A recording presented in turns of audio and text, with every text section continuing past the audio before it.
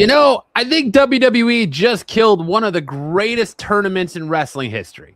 And I don't think it's even close. And I don't think enough people are talking about this week.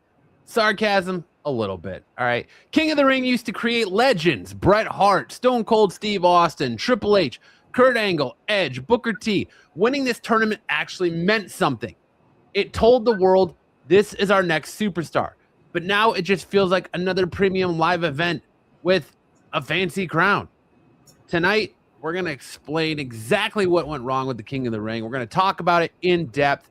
And we're going to also do our off the top ropes, review the shows, and we're going to do all that great stuff. This is going to be one of those shows where I know not everyone's going to agree with us. And honestly, that's exactly how I think Dom and I want it. So jump in that live chat. Let us know you're here, where you're watching from. Hit that like button. Hit that subscribe button if you're excited to talk some pro wrestling to us. And as always, for Dom, I am Matt. Dom, how are we doing tonight for Off the Mat, your new wrestling obsession? Let's jump into this, huh? Let's do this, man. Let's get this going. It's a lot to talk about. Like bad enough, the King of the Ring was. It wasn't great, but it wasn't bad. It did surprise you a little bit because we thought that it was going to go away with Jey Uso winning the tournament because of Brock Lesnar, only to have Obafemi win. And then I called it Monday night that Brock Lesnar was going to come out, which it happened. But which, again, makes zero fucking sense. Exactly. None of this makes zero fucking sense. You have Obafemi, who for weeks was touted as, hey, you win the King of the Ring, you get a title shot at SummerSlam. Why have Obafemi win? Well, why have Obafemi win just to be like, nah, I don't want that. I'm going to go take Brock Lesnar inside Hell in a Cell, which I've been calling for that since the second match. Yes, we talked about that. But I think there's a reason why I think everything changed. Sami Zayn winning the championship. I think that is the reason why all of this, we're seeing all this change the card. Because think about it, because look, I don't think it has anything to do with it. No, I think it does. Because I think either Cody or Gunther was going to actually win. And just the whole, because we were talking about it last year, that Sami Zayn was going to WrestleMania, win Royal Rumble, go to Saudi and win the belt there. But they changed it. They changed that projective story to have him win now. Because they wanted to swerve everybody online. Yeah, Triple H has spent weeks complaining about people like us, people like JD from New York, people like, all these other Wheezy Blonde, all of these other professional wrestling talking heads, podcasters, pundits, whatever you want to call us, sitting here exactly calling everything they do, because WWE and Triple H's booking is so Sesame Street, so cookie cutter, so absolutely paint by numbers that you can read it like the back of a cereal box. And WWE is sitting here going, oh, we don't listen to people online. We don't listen to them. Just have fun with the show. Stop trying to guess everything. Stop being so critical. It's your fault because you hype yourself up, and then when we don't deliver about it, you get mad. And then they want to swerve us. And the only reason they crowned Sami Zayn was to swerve people like you, people like me, people like Wheezy, people like JD. But because we're sitting here week after week after week saying, hey, this is what they're going to do. Hey, this is what's going to happen. Hey, this is how this is going to go. Because they're so predictable. Yes. And their show is boring. Look, the whole fact is that you had storylines that actually were broken up time and time again because of injuries. You had storylines that went nowhere fast. They hit a brick wall, and then they changed direction. Obafemi women, what they could have did was Obafemi wins, challenges if he challenges the Roman Reigns. He was never going to challenge Roman Reigns. It was always going to be Sami Zayn. I know it's always going to be Sami, but the whole fact is that the swerve that comes, whoever the WWE champion was going to be. Well, the swerve is that you got Brock Lesnar coming out before that situation, because I still think Brock Lesnar is going to retire in Minnesota's hometown. And I think before the speculation goes, I think it's going to be Obafemi's King of the Ring title for Brock Lesnar leaving for his retirement. That's the speculation they're probably going to have in the thing. Why? That's gone. It's gone because the King of the Ring should be nothing more than a glorified Money in the Bank. You can't have King of the Ring and Money in the Bank. You can't have two people running around here with guaranteed title shots whenever they want them, because our next pay-per-view after SummerSlam is Money in the Bank. You can't have it. So if you're going to change, so effectively Obafemi just forfeited the fact that he gets a title shot. And there's no point in, and from what I'm hearing and from what the streets are saying, Brock Lesnar, the Saudis backed a truck up to his door, so he ain't retiring at SummerSlam. He's going to be at WrestleMania next year. Well, so there you go. So guess what? So you have this match. Brock wins in his hometown. He wins.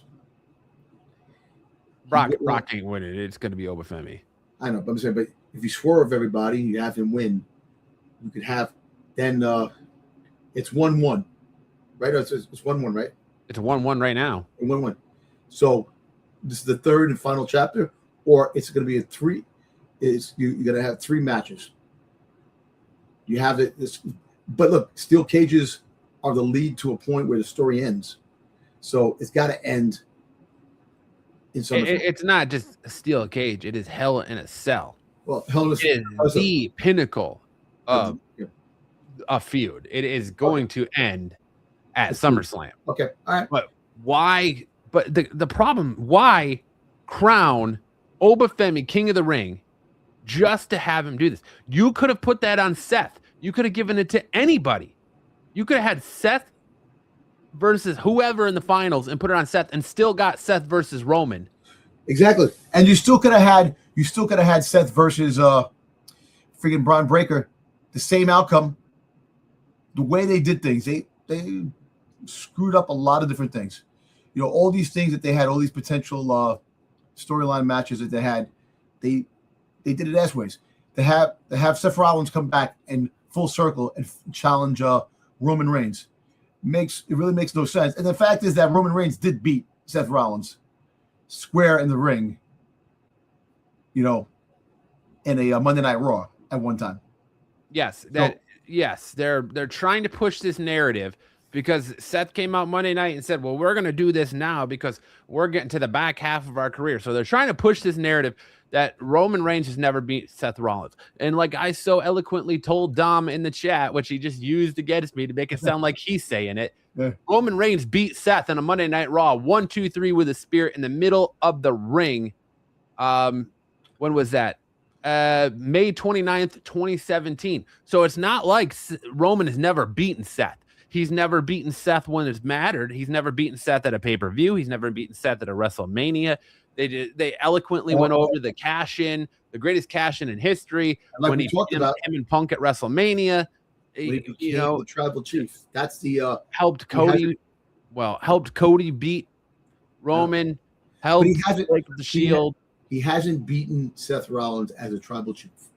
If you want to put it in perspective, that's what they're talking about. Well, he hasn't really faced Seth Rollins as a tribal chief. Yes, he did. He was not the tribal chief yet. Yes, he was. WrestleMania. Yes, he was still the big dog. No, he was a tribal chief. He's been a tribal chief. Check it out. Check it out when Seth Rollins got disqualified, when Roman Reigns got disqualified against Seth Rollins in a match, when Seth Rollins was taunting him when he was.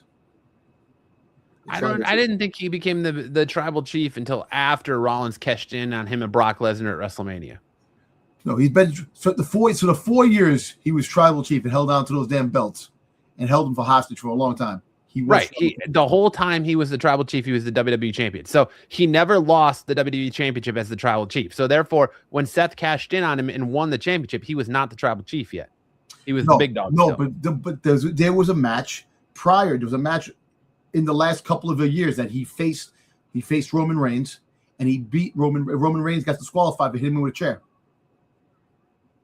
So, no, he has. He defeated Seth Rollins on a Monday Night Raw, May 29th, 2017. You can look it up on YouTube. Beat him 1-2-3 clean, middle of the ring after a spear. Roman has beaten Seth. So I don't know why they're going with this narrative. I don't know if WWE just doesn't remember their own history or what, but it is a false narrative. So again, I go back to you run King of the Ring and Queen of the Ring, and you give the winner a championship match at SummerSlam. It was specific. You win this match, you get a guaranteed championship match at SummerSlam. You have Io Sky beat Liv and just automatically turn around and go, all right, I'm gonna take Liv again. Not knowing what we're doing with Rhea, not knowing what Rhea's injury extent is. They haven't even mentioned anything about Rhea, so most likely her knee is banged up more than severe than they anticipated, and so that's why they're not even mentioning her. Like, she has time off, unless they're going to go the other way and they're going to have her face somebody else. But I thought they would finish the story with Io Sky.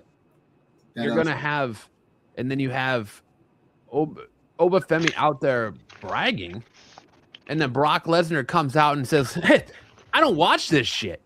I don't watch your product. That's why I have Paul Heyman tell me about it. I don't watch this shit.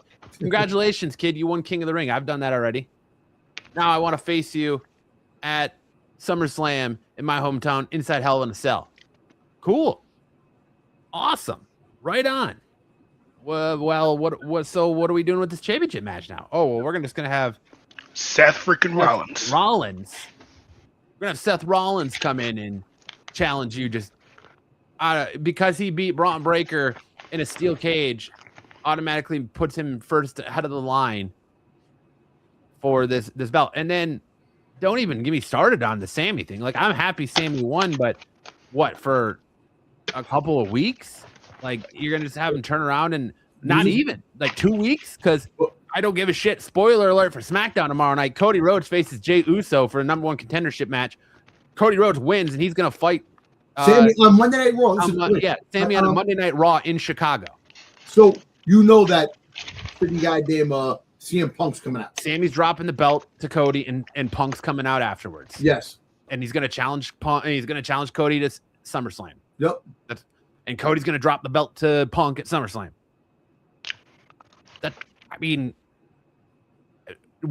Do we see it happening any other way?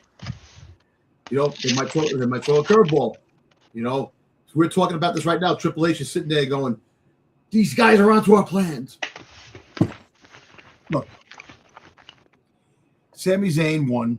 That was a big moment in WWE history. Sami Zayn finally won the big one. His story's over with. He finally won. All it is moments. That's all Triple H looks for is moments. That's what we're looking at now, and that's what basically the WWE is, moments.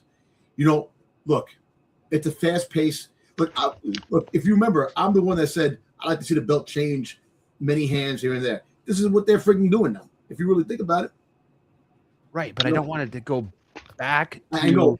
I don't want them to put the belt on Sami. Just have Sami be a transitional champion for the say, hey, listen, we swerved you. We got you.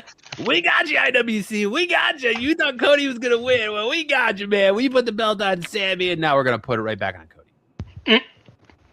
Hey, Christina. How are you? We're going to put that bad boy right back on Cody on a random-ass Monday Night Raw. Why is that belt being defended on a Monday Night Raw? Who knows? My question was going to be at Monday night when I SmackDown participants. That's what I'm trying to say. Because there's no more brand split. The brand split's done. But basically, they did say that CM Punk is going to SmackDown. But the fact is that he's going to be premiering on SmackDown. So the brand split's gone. They're going to have crossovers back and forth. But it's still kind of weird. You're going to have two SmackDown dudes on Raw if something else isn't going to happen? Well, it's because old Aldis is suspended, so good old Supreme General Manager here now is calling the shots on both shows. But I think that's why I think Paul Adam Heyman Pearce becomes the running general both manager. Like I said, it's SmackDown. Don't you talk smack about Adam Pearce like that? Yeah, that's right. Scrap Daddy himself. Yeah, well, Mr. Clean himself. I just like King of the Ring has always been a prestigious thing. We've talked about it. It gave us, without King of the Ring, we don't have Austin 316. You don't get King Booker. Booker. King of the Ring is a prestigious thing on its own. If you want to do it where it gives somebody an automatic title match at any point in time, where it can't be random like Money in the Bank, where they can't just call their shot at any point. They have to establish it.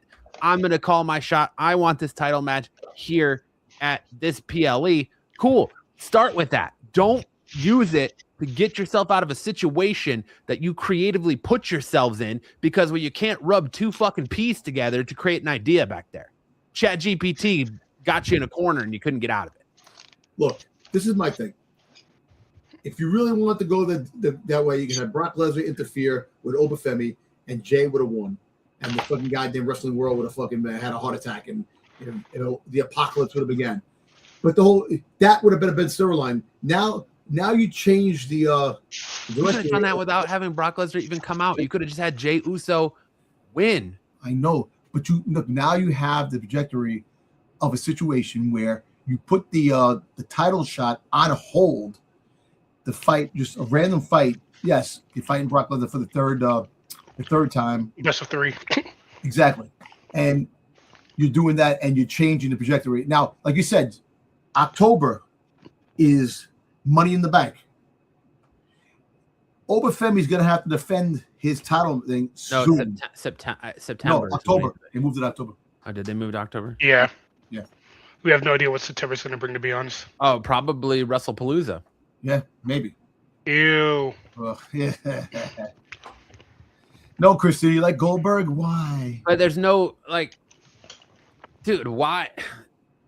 No, look, they're not going to, in this narrative flying around that, they're going to have Brock beat Sami at Saturday. I mean, no, they're not. They're not going to do that. They're not going to have Brock beat Sami at a Saturday minute just to hold the title to put a belt on Oba. They're going to wait now. Oba's going to win his title at WrestleMania next year because they can't get The Rock. The Rock isn't coming.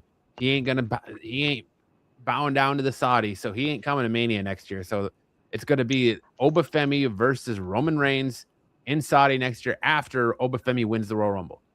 And he's probably going to start at number 1, and he's going to have the most eliminations of all time and go from 1 to 30 and win. Just to lose to Roman Reigns in Mania. No, he's going to beat Roman Reigns at Mania. Oh, I'm just expecting the worst. Well, you're going to get the worst, and that's another 4 or 5 months of Roman Reigns as the champion. That's what you're looking down the barrel of. Because Seth ain't beating him at SummerSlam. They're going to put that narrative to bed. He's going to beat Seth at SummerSlam. I love all the speculative rumors that are figuring John Moxley's coming out, and he's going to be coming back, coming out to help. That's not happening because his contract doesn't end in 2027, and he ain't coming back anytime soon. Nah. So he ain't leaving AEW. All the people out there that are hoping for that, I'm sorry. Probably the bringer of bad news. It's not happening. I would say bringing bad news, just facing the truth of reality. Yeah, exactly. But look, you have Seth lose. You end that storyline. It's all about ending storylines in the moments. That's it. If you really think about it, there's no reason for Seth to come back out to challenge Roman Reigns. Now he could have came back. Well, they did freaking foresee it when Monday Night Raw when he was there and he won, and Seth looked at him this and that. So there was a foreshadowing of that happening, but it should have been Obafemi versus Roman Reigns. You would have had the Bloodline come out. You would have had everybody come out, and then Solo would have came and helped against and helped Oba. Exactly. Or you could have Zillafart 2 come out, which he signed it with the WWE now, so hopefully you see him show up eventually. But it's intriguing because Brock ain't retiring now. So he loses to Obafemi. Where does that leave Brock? Come out another time to stop to go after somebody else? Right back where he's been the last 3 weeks, back on his couch in Saskatchewan, out there hunting and working on his barbecue rub and whatever else he's got going on. That's where Brock Lesnar's going to go until Royal Rumble next year when he comes around and we get another face-to-face between Brock and Oba in the Royal Rumble. Exactly. You might get Brock versus Brock and Gunther face-to-face. I doubt it. But because you have Gunther fighting Nick Aldis, that's going to be a SummerSlam match right there. We all know that. Yeah. That's going to happen there. So, Mike, look, this is my thing. You're changing story plots, and you're changing all the directories of these things that are supposed to be. And you know you're going to hit a freaking goddamn stone wall, like you said. And the fans are going to freaking goddamn curse him out. Freaking Triple H off with his head, creative, this and that, because they put themselves with, you're right, with the AI writing and stuff like that. You know, just leave Obafemi fighting Roman Reigns. If you're truly going to sit here and tell us, oh, I don't care, we don't listen to what the IWC says, we don't listen to what the internet says, we don't listen to what fans say, then prove it. Don't listen to us. Quit playing it safe. Have interference. You could have had Jimmy Uso interfere in that match and hit Oba with a bunch of shit. You could have had Jacob Fatu interfere in that match and had, if you're going to do Oba versus Brock anyways, you could have had Jey Uso win under crazy circumstances and still had him go face Sami at SummerSlam. But no, because you don't want Sami to be the champion. So you did it because that way you could sit here and go, well, we're unpredictable. We're zany. And you're going to take the belt off Sami a week later in Chicago, put it right back on Cody, which everyone's already bitching about Cody. They're sick of seeing Cody as champion. You're going to put it on Cody so you can get Cody versus Punk. To be honest, both Punk and Cody have been stale as hell as champions. Yeah, they think that because they're going to move him to SmackDown, it's going to be any different for Punk. Look, this is my take. You could have had Obafemi lose to Jay and then come on Raw the next night and saying, you know, I lost fair and square, and then Brock would have came out, and then that part would have been over with, and he's fighting. He had his ticket already stamped to go to freaking goddamn SummerSlam with Brock Lesnar. You could have made it that way. Jimmy would have came out and have him swerve to fight Roman Reigns. You would have had that because Roman Reigns was saying, go after Cody, go after Cody, go after Cody. And then boom, he changes and goes, no, I'm going after you. And you would have started the breakup. You would have had Jimmy trying to take sides, and that's where you can introduce freaking Zilla Fatu. You could have had a whole bunch. They can't have the breakup. They got to milk the fucking bloodline for another year until WrestleMania next year. That's exactly what they got to do. Exactly what they're going to do. We have to wait to April of next year or March, the end of March. End of March next year for the bloodline to be over. It's just, dude, what are we doing here? What are we doing creatively? Like, you have a room of supposedly the best creative minds, and this is what you give us. Yeah. Let's just ruin King of the Ring. Let's have Oba win because he's a new young dude. You at that point you could have had Brock Lesnar cost Oba in the semifinals, and you could have had Javon Evans go over. You know, you could have had anybody else, Braun Breaker, Seth Rollins. Like I said, like everyone said, you do Seth Rollins versus Braun Breaker in the finals, and you have Seth win King of the Ring and go after Roman. You're still here. You can still do Oba versus Brock in a cage. You can still do Seth versus Roman with that stipulation, and you don't mess anything up. Like, why call your shot and say it's definitively for this, and then be like, nah, we're going to defer this. We can defer this to whenever we want. Fine. If you're going to defer it, then you need to make the stipulation that it's a championship match of your choosing at a PLA of your choosing. It can't be anytime, any place, anywhere like a Money in the Bank cash in. Yep. Because you can't have. We saw with Triple or not AAA, but TNA when they had two different people when they had Nick Namath and I forget the other dude's name in the X division. God, with the same stipulation where they both had a guaranteed title match at their time of choosing. It just doesn't work, man. It doesn't work like that. You gotta have some sort of cohesive rules and just quit changing them on the fly here. Make it mean something. King of the Ring. Why do you think Woods wanted to be King of the Ring for so long? It meant something. Yep. But wait, let me ask you a question. Wasn't the King of the Ring wasn't always a guaranteed shot at the championship? That was just recently. Right. No, it wasn't. It was just this year. That was made. Yes. No, wasn't it last year? Last year? No, because Woods didn't get a championship shot when he won. No, because that wasn't a stipulation back then. And who won the King of the Ring last year? Cody? Yeah, no. Cody. No, Was it? Yeah, Cody. Because remember he went head to head with Gunther. Champion versus champion. That's right. Yeah. Was it Cody? It was just a guaranteed title shot this year. It was a stipulation that was made just this year. So you got that. So it was a speculation this year. It's like the John Cena the John Cena challenge. Are we ever going to hear any more about the John Cena freaking Memorial Challenge? Probably at Survivor Series. Because it's probably never. Because you haven't got anything done yet. Because I think that it was a disaster. Off getting another hair transplant. If you lose, you still can win. How is that possible? So, the fan, you vote in the vote for Bodie McBoatface to be WWE champion. It just, dude, you can't sit here if you're Triple H and call out the IWC and say you don't listen to us and that we need to chill and it needs to be fun. And then you turn around and give us every reason not to have fun, every reason not to be chilled about it. You want to sit here and essentially insult our intelligence as professional wrestling fans because you're just going to give us the same fucking main event for SummerSlam you could have given us in a different way and still made King of the Ring mean something. Look. It would have meant something to Javon Evans. It would have meant something to Seth Rollins. All right, let's wait this out. Let's see where this goes.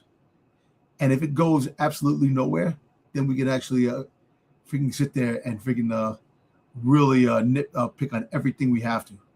It's going nowhere. It's going to Seth. It's going to Seth losing to Roman at SummerSlam, and but it's he could lose. He could lose for the qualification again and have that prolong that down the road.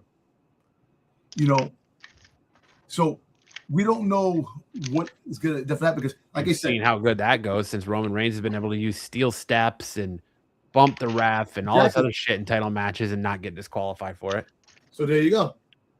No disqualification. That's going to be a speculation.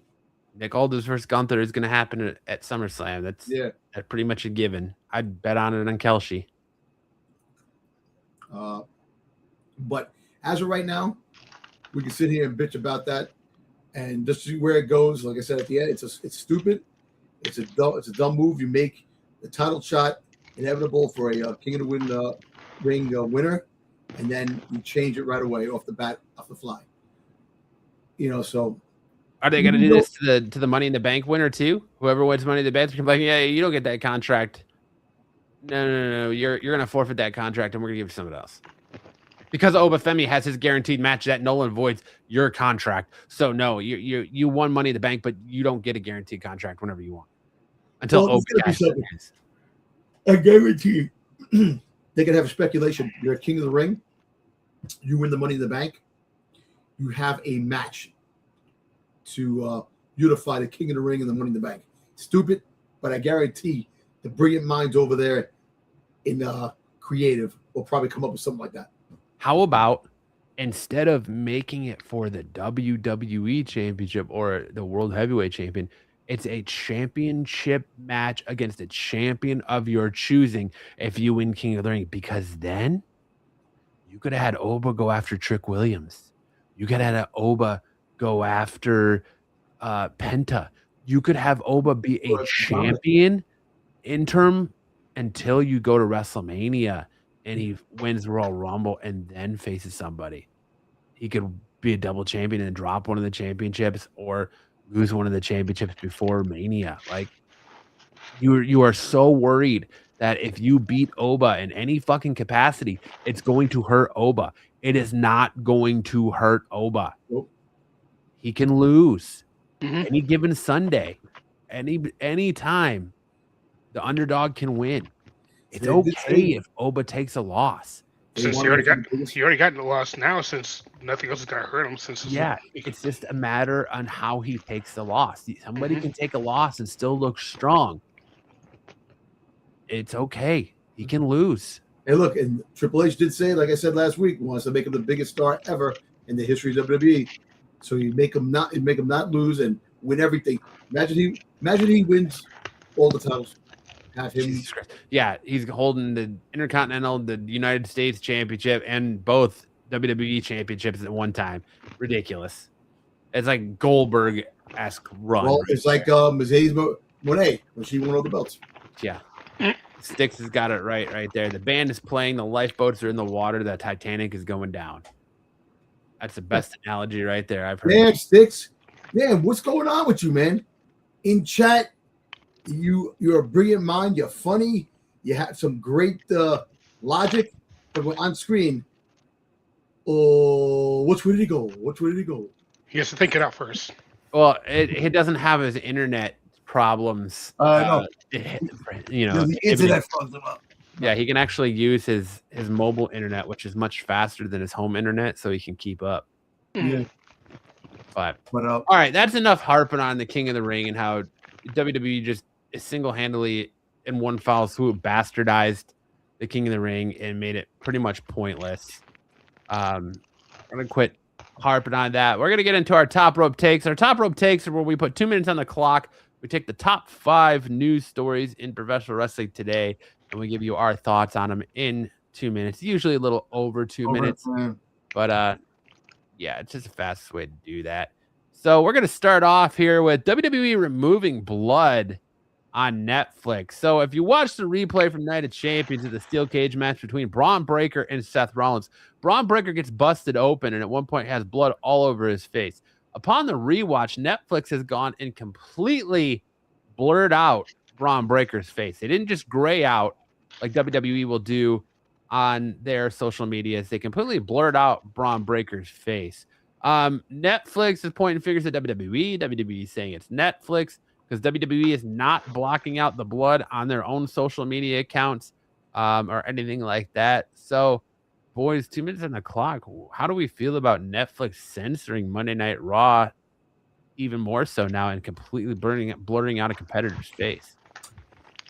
Go ahead. You want to start? So, yeah, I'll kick off. Yeah. So pretty much, from what I'm seeing, it's mostly because of the international standards, because there are certain international criteria that they have to reach for them airing on their program, which is what Netflix has to adhere to.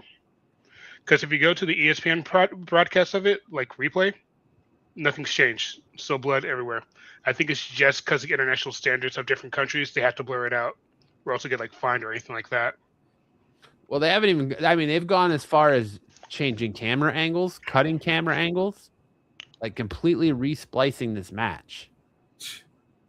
Yeah, they'll AI his face in there without blood. I don't think they have that technology yet. Or just make it black and white. You know, I'm with Eric on that. I know that international standards, there's certain things, but I'm surprised it's Netflix. Freaking Netflix. You got NC-17 shows that are on Netflix. You got rated R. You got all these things. We have all these blood freaking action-packed movies. And I understand this is a lot, kids, but it's you're on a cable, you're on a subscription-based platform that it's not on national TV. And like USA is on a cable-based platform. So I'm surprised that Netflix does it. But like I said, the international standards have certain rules and regulations. And basically, if that's the case, but you see the pointing of the fingers, Netflix is like, it's not us, it's the WWE. WWE is not us, it's Netflix. So someone's lying. Someone is definitely lying about the situation, you know, and you could just turn around and say, you know what? Yeah, international procedures, we have to do that. But they're not even saying that either. So obviously it's something internal that it was like, remember ESPN was fighting with the WWE about how freaking WrestlePalooza, how lackluster it was. Yeah. And they were going back and forth fighting each other. The same shit. You know, I don't like I said, no one's on the same page with all this going on. Everything going on, all these platforms, all these PLEs and all these things that are happening. The freaking the wrestling creative is getting pissed at fans because fans are spoiling things, because they're saying things, don't like the fans' ideas. They hate certain things. They're blocking out chants for certain wrestlers that were released to have them come back. Come on, man. Yeah, that's another thing they did. They cut out holy shit chants and replaced them with this is awesome chants. So you're not even getting authentic crowd chants anymore. Exactly. They're censoring chants. So it's ridiculous. Listen, you're a pay-per-view. You're on a prescription freaking PLA. You're on a cable thing. You can curse. Stop the BS. Stop the stuff that goes so you know what sucks? Right before your eyes, they can actually freaking take out content without you even knowing. Right before your eyes. You go, wait a minute. So the technology, it's stupid. You know, you're right, you're not getting the proper fan interaction. You're freaking disrupting the mic, you're covering things up, you're silencing the crowd, you're putting your own things in there. Come on. They definitely have to do much better than that. Yeah, I agree with Dom. I mean, you are a international broadcast. If you're in a country that can have a news reporter give you the news topless or do the weather topless, but you can't see a little bit of blood on somebody's face to where you have to completely blur it out like you're watching Piccolo de Bukkake from Japan, you don't. What are we doing here? Like, turn it black and white. Something. Quit censoring. Quit piping a different chants. Give it to us the way it was meant to be seen. The whole world can watch it any way they want. So, you know, you can watch movies where people get bludgeoned to death and killed. And do they block those out in those countries? If you're watching Nightmare on Elm Street and Freddy Krueger's going to kill somebody, do they like replace the blood with confetti? Or do you block it out? Like, party favors. You don't want to see what China does to their censorship. No, I don't. Tentacles come out everywhere? No, their blood is actually just white instead of red. Oh, okay. Hey, look, you can watch a zombie flick and see somebody getting torn apart and blood and guts everywhere. You can't watch something that's Zaggy fake. blames recycled aluminum cans. You know, I don't. Why not say it's standards and then why point fingers like it's a WNBA game? Shout out to Sophie Cunningham. Because Kate and Clark are getting punched in the throat. Exactly. I mean, it depends on if Angel Reese is on the other side of the court or not. This time it wasn't Angel Reese, though. But what Toomey? Toomey from freaking Ice Age? Yeah. But all right, moving on. Mike Santana is leaving TNA Wrestling. He dropped his TNA World Championship to Nick Nemeth over the weekend, and it's cued the speculation of Mike Santana coming to WWE. But of course, it's WWE, so of course there's conflicting reports about Santana and where he lands at WWE. Boys, 2 minutes on the clock. Do we see Mike Santana coming right to the main roster and being put into the main event? Or do we see him going to NXT first? Actually, I think it might come to the main roster. Yeah. And we're going to definitely have a clone of Damian Priest when he does come to the main roster. don't think he's a clone of Damian Priest. I don't know, but the way he goes about and holds himself reminds me of Damian Priest too. But anyway, Joe Hendry, and freaking Jordan Grace both went into NXT before they came up in the main roster. I think Mike Santana is a little different. I think he might. He's already main roster ready. He already showed up in Dynamite. He done. Yeah. So, and like the same thing, like with Ethan Page going from AEW to NXT, because a lot of them wanted to go to NXT before they came up to the main roster. And plus, Santana already wrestled in NXT during their crossover events. Yeah. So basically, I think that he comes to the main roster and starts. He's figuring the fire starts right off the bat. Boom. Starts New Judgment Day with Truth and Priest. Well, man, I'm gonna tell you this. I can see him and Damian Priest getting together to be tag team champions down the road. Oh, definitely. I don't think that the the groups that they make, like it's all far from over. I think they're going to see a lot more. We need more factions. Yeah, more factions down the road. That's what WWE does. They love their factions. You think we need more factions? What do we got? Judgment Day. Well, Judgment Day is Judgment gone. Day and the Vision, but I think the Vision were all but killed on Monday night. Oh, sorry, and Bloodline. My bad. And the Bloodline. And the Bloodline MSTs. is the biggest thing. But I got like in my Dirty Dom things, I have something with the Vision. So kind of, But anyway, yeah, I think he's ready. I think he's ready to come up, and off the bat, I think makes his debut. He signs and makes his debut either on a Monday Night Raw.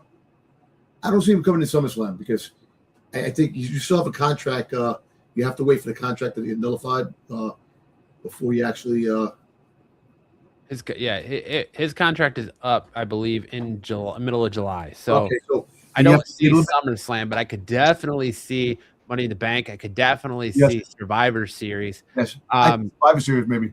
Yeah, I think you bring him in. You bring him main roster. He's ready. You put him in the title. You put him right there in the main event scene. You give him another face opposite Cody, opposite Oba, opposite Punk, opposite Roman, opposite Seth. You just get that new face in there to kind of throw a wrench in everything and kind of shake things up. I wouldn't mind seeing him go to NXT either, because let's face it, NXT needs the help. What about Royal Rumble? Have him show up in the Royal Rumble? I think that's too far out. Yeah, I don't think they're not going to hold him until Royal Rumble. He could be there on Sunday night's main event in Atlanta in August. Yeah. It would have been perfect for Saturday night's main event because it's in New York, and since he's from New York. Yeah. But he's just more main roster ready than anybody else I've seen. You have him come out with Bad Bunny? No. Granted, he's Puerto Rican, but I don't need to see him coming out with Bad Bunny. I don't need to see anybody coming out with Bad Bunny. Hey, don't get me wrong. Bad Bunny was a good wrestler when he fought Damian Priest. He did. He had a very good match. Very good matches. Yeah.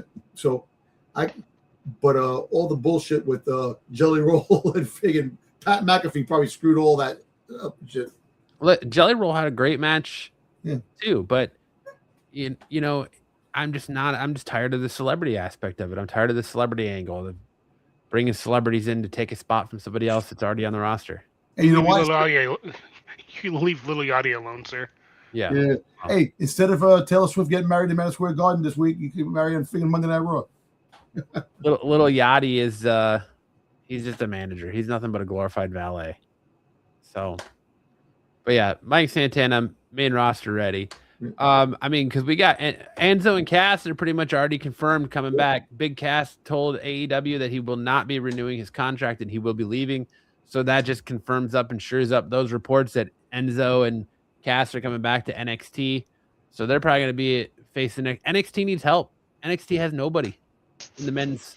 Dude, the pay-per-view that they had on the WC got very little views, even though you had AEW event the same night and stuff like that, but the Slammiversary. Yeah, TNA and AEW and NXT, but they have nobody. It's your main event scene is Who? Tony D'Angelo, Mason Rook, and Naraku? For men's, yeah. Yeah. It's not even a interesting Nikki division, I Blackheart think. made her debut last night. She's going to be a dominant force, but the whole my thing is that yes, Did you say Matt Cardona debuted and she's going to be a dominant force? Blackheart. Oh, Blackheart. Blackheart. Listen, my thing is that if they bought TNA, you could have combined it with NXT and then built up that roster with that. But the people that left WWE to go to TNA want to probably leave WWE again because of that. Yeah. Well, they don't need to leave because you have TNA talent requesting to be released to go to WWE, which is another story we're going to get into here in a minute. But let's talk Sami Zayn, shall we? Sami Zayn winning the WWE title at Night of Champions in Riyadh, Saudi Arabia, has been less than ideal for a lot of talking heads to the IWC. It has pissed people off so bad that Vince Russo on his Coach and Bro show with Jonathan Coachman went on such a seething rant that you would have thought the man was going to have a heart attack. He said this about Sami Zayn winning the title. Look how the wrestlers react. Look at what they say. To say the guy's been in the industry for 13 years and deserves it, bullshit, bro. Sami Zayn didn't win anything. You know how many guys have been in the business for 13 years, 17 years, 20 years, 25 years? Mr. Perfect and Scott Hall died without ever winning the WWE World title. When wrestlers sound like marks, it's freaking embarrassing to me. Sami earned it. What did he earn? He worked hard, and then all the other wrestlers you see out there working, really? This to me is an absolute joke. It's not about business anymore. He says Sami Zayn does not draw. You are not making money with Sami Zayn as the champion. Do you agree with Vince Russo's comments? Do you think that Sami Zayn deserving the championship is a bunch of bullshit and he didn't earn this? I don't, Matt. You want to start, Matt? Listen, I said all I need to say about this in the opening segment is this was 100% a reason to swerve people. That's it. I don't believe in I don't believe in the you deserve it stuff. I understand that fans chant that, but to say, oh well, the guy's been here for 10, 17 plus years and he deserves his time as champion. That's how we end up with the moments like Kofi Kingston losing his title in 5 seconds to Brock Lesnar. It's just things like that. I like Sami. I think Sami's doing the best work right now. He's the most entertaining thing about SmackDown. But Sami Zayn is a champion, and you're just tarnishing it all to potentially make him a transitional champion. And I think the fact that people are treating him like an afterthought, everybody's already looking past him to Cody facing him on Monday Night Raw, to Cody beating him, to Punk challenging Cody for that title. Sami Zayn's he's not even an afterthought. He's not even a thought right now. And he's the champion. He's the last real good guy. Respect it. Yeah. I do respect him, but I'm just saying, is he really world championship material? He can be. He did for NXT. I'm not sure why he wouldn't be for main events.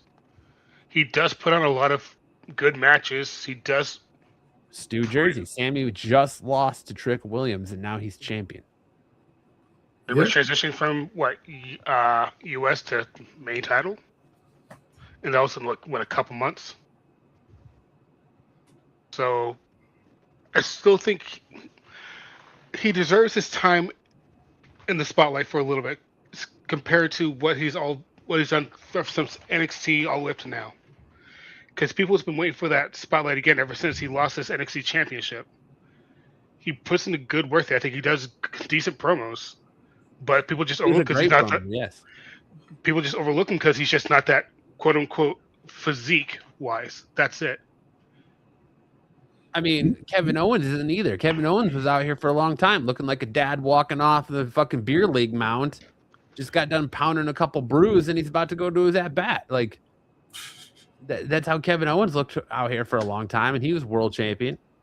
Look, I think my thing is that Sami's been like the ultimate underdog all the time, if you really think about it. You know, through thick and thin, all the times he tried for a title, he kept losing.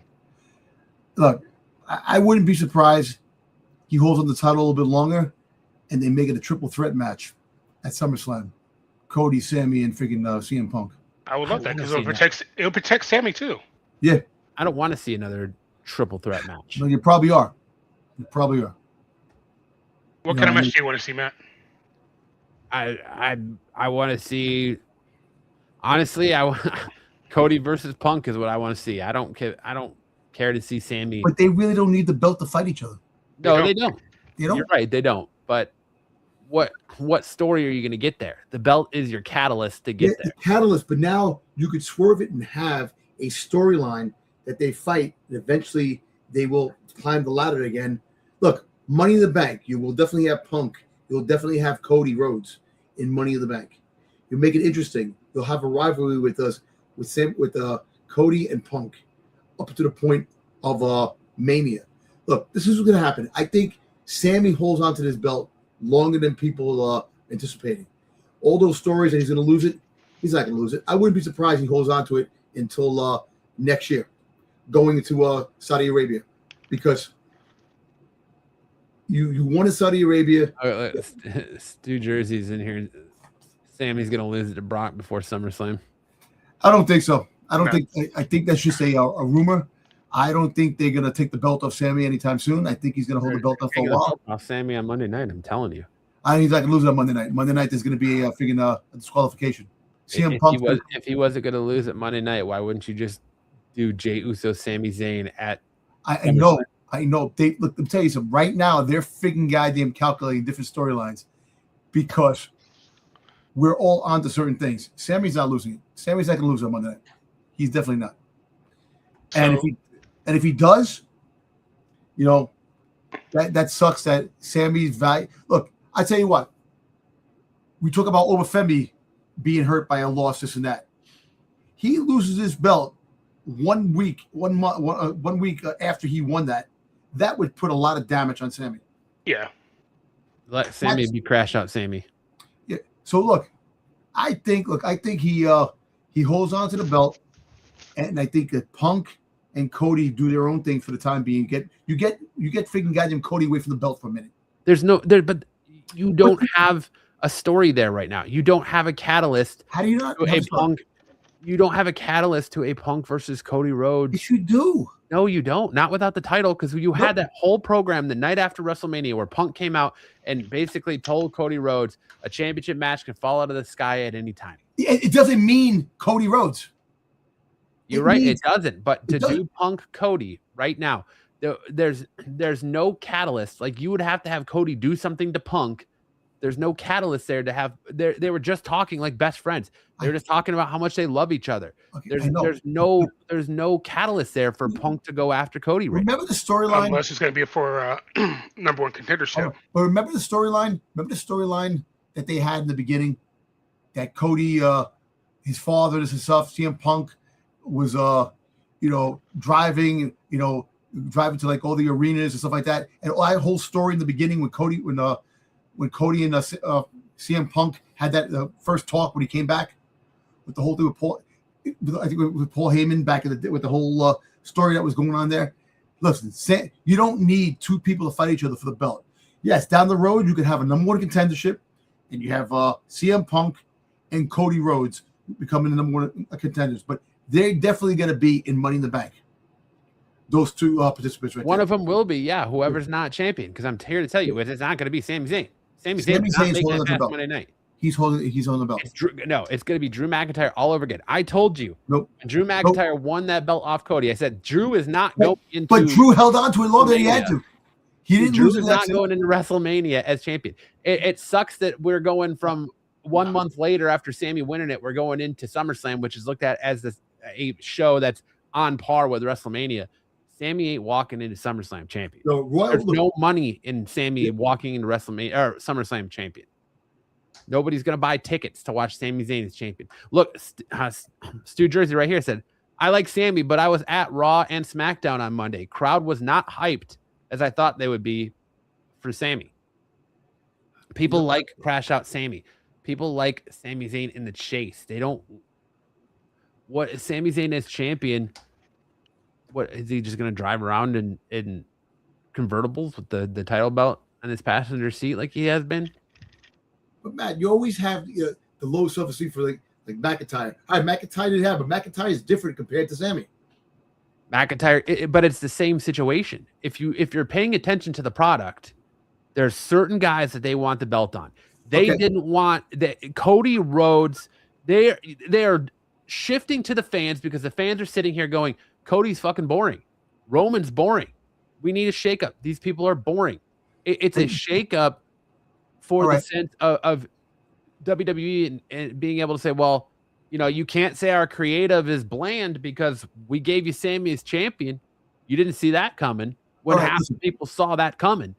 Say if you have Sami have an open challenge. Wow. You know, open challenge to the belt. You have Brock Lesnar come out. You have Femi come out. You have Seth Rollins come out.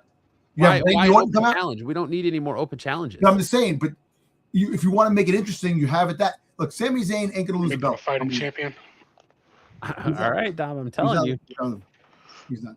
I was going to say that. Sami Zayn. Look how they treat Sami Zayn. Look what they do with Sami Zayn. And you're going to sit here and tell me that if he faces Cody Rhodes one-on-one Monday night on Raw, he's beating Cody?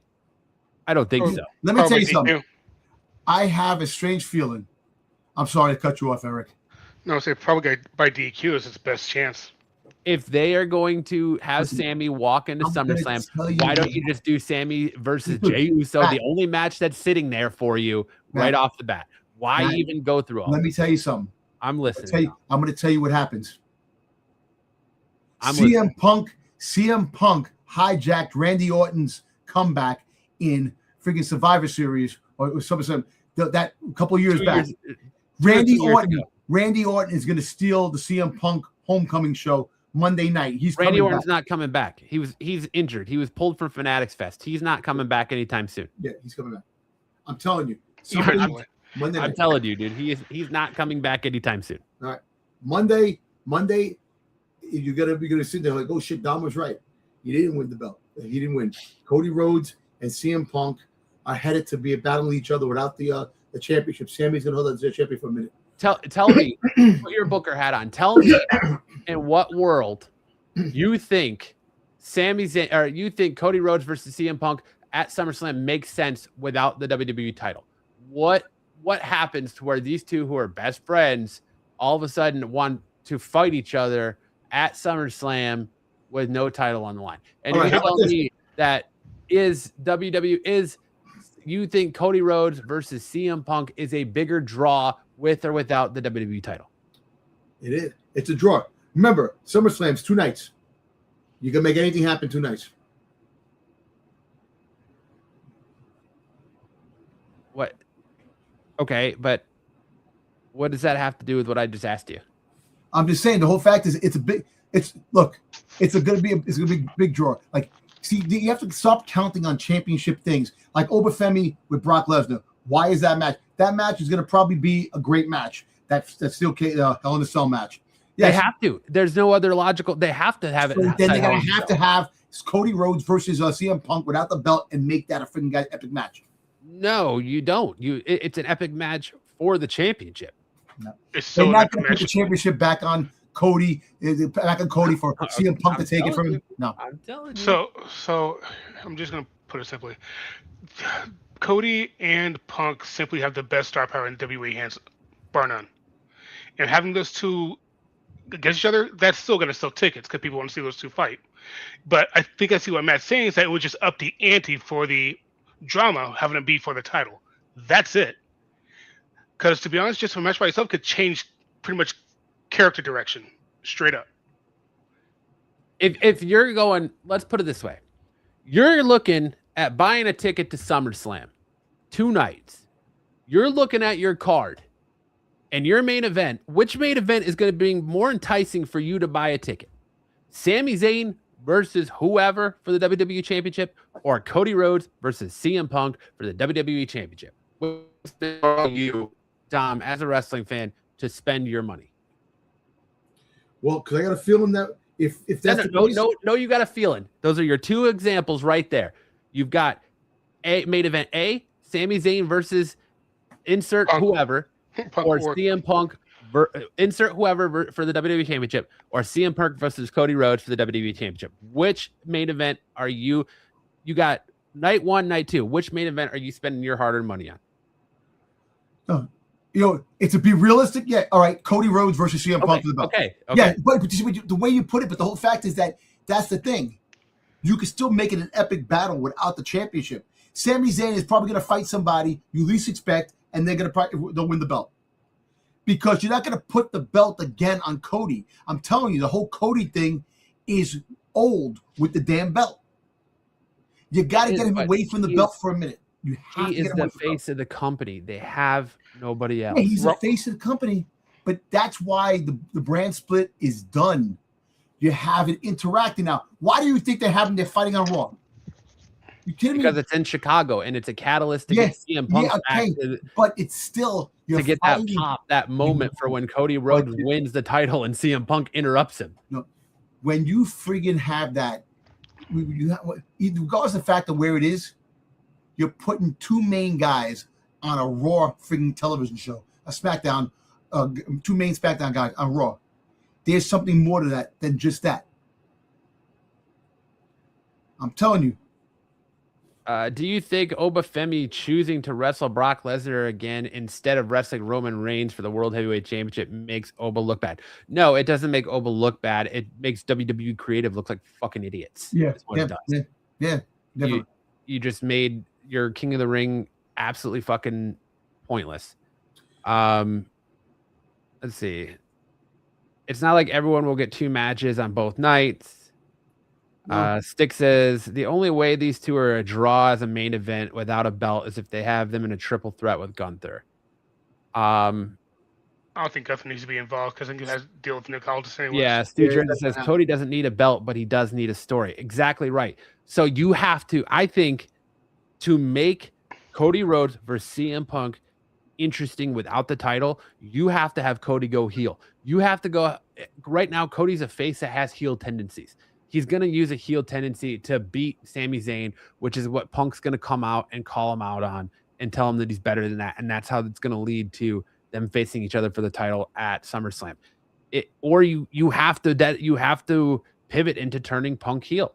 You have to. That's the only way that works. That's the only way you get that story that Punk and Cody can go at each other without the title, is if Cody's a heel. Right now, having 2 baby faces go against each other like that for no reason, with no story for the championship. But you would do that on a Raw. Why would you? There's no such. I mean, when was the last time we had an actual number 1 contenders match? It was just kind of like, we're declaring for this title. We're declaring for this title. Okay, well the two of you, whoever wins goes after that belt. Well, actually, there's no like wrestling up the ranks to get a number 1 contendership shot. Like literally, Seth just came out Monday night and was like, "Hey Roman, I'm here. I'm challenging you." You know, because Raw has nobody either. Well, that's the problem. And all the major guys are all tied up in another storyline. Yeah. If you really think about it. I mean, LA Knight's out here whipping his dick in the wind with the bloodline. No, but LA Knight story, he's going to be freaking goddamn traveling with Solo. They're going to become an I'm sure they will. They're going to become a tag team. They're going to. Yeah. So Solo's so that whole bloodline thing. Solo Knights. The Solo Knights, exactly. But at the end of the day, we're going to see. Look, Sami may lose the belt. If he loses it, it's going to be a SummerSlam. Plain and simple. Not Monday Night Raw. We'll see. I think he's losing on Monday. No. I think. Why would you do Cody versus Sami on a Monday Night Raw for the title? Look, why would you friggin' have the friggin' certain matches with each other if they don't mean jack shit? Something big is brewing and it's going to happen. Yeah, we'll probably get a CM Punk sighting on Monday night. Yes. But other than that, Sami's holding onto the belt. There's going to be a freaking disqualification. Guaranteed. There will be a disqualification. We'll find out on Monday. No, this is not the pay-per-views where PLEs where they're not interfering. There will be interference. We will. I don't know if there will. I mean, I don't know if there will be. I think it's going to be Cody winning the belt with a heel move, and Punk calling him out on it. But I guess we'll find out on Monday. Definitely. DDP wants to come back to WWE. Why does he look like an AI character in there? He looks like the freaking goddamn Tiger King.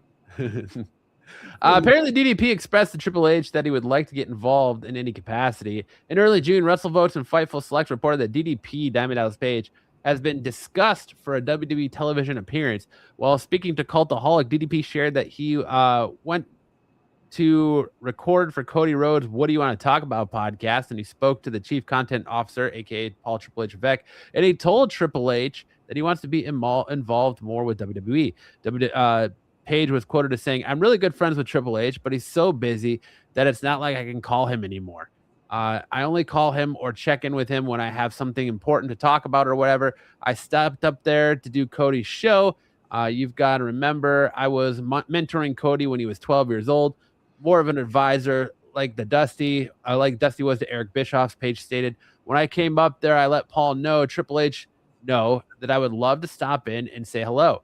He was like, absolutely. And he took the time for me. I told him, I said, just so you know, I'm up here doing this. And I did some interviews and stuff. I don't want a job. I do very well. I don't need anything. And I don't want to take anything away from anybody. But I do want to be part occasionally of the show, whether it's WWE rivals, like let's see me and Randy Savage. Well, we're the feud of the year in 97, something no brainer, me and Goldberg. That match, it could have gone either way. I don't know. Then there's behind the scenes stories that I could talk about that I haven't talked about. For me personally, yeah, I'd like to be involved a little bit more than just occasionally coming to the show." 2 minutes on the clock. What are your boys' thoughts on Diamond Dallas Page potentially being involved more with WWE? I can see him doing more like the Legends, like LFG stuff to help out with the newcomers. I don't think he should be wrestling per se, but either be more of a coach or a player coach, or just help out with creative. No, I'm with you on that. He could make appearances here and there. He could be. Actually, I could see him helping with the developmental man in NXT and LFG. I definitely. I don't know. Like a lot of wrestlers want to come back and they want to have more work on the shows and behind the scenes. Just they need help in creative. That's what they need. They need people. That's an understatement. Exactly. So that's more important to work on that than let's have Dallas Page come back and let's him be the face of WWE and come out here and there when we need him. Nah, man. Like I said, maybe you could help. Like I said, with some creative, like I said, backstage with the newcomers, the newbies that are coming aboard. You can help out with catering. Yeah.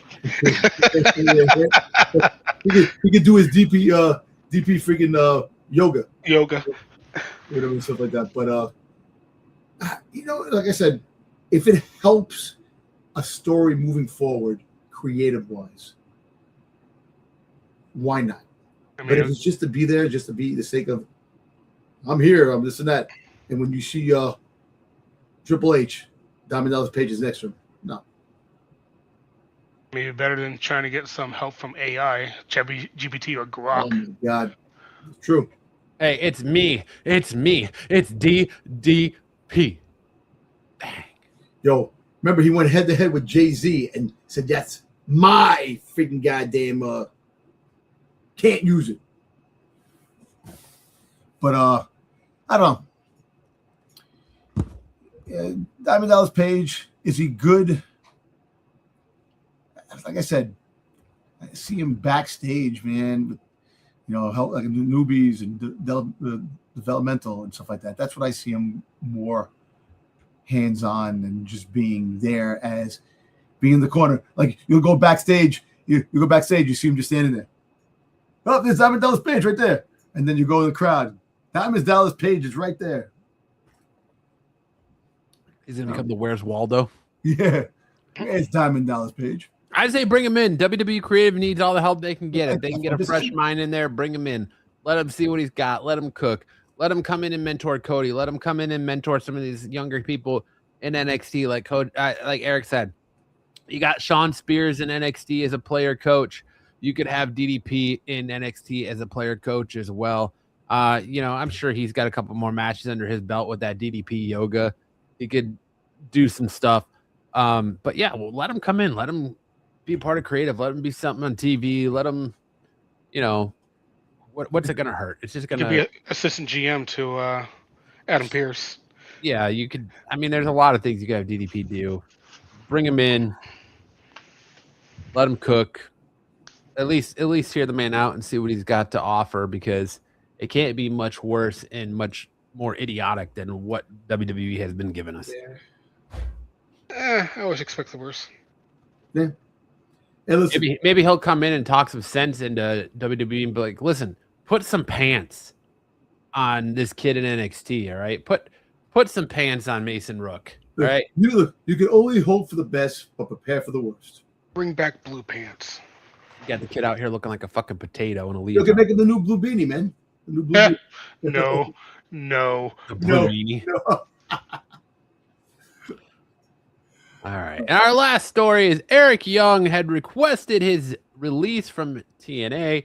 It was granted, and all signs are pointing to a potential WWE return where he will be in NXT as, like we were just talking, Sean Spears in that player coach role.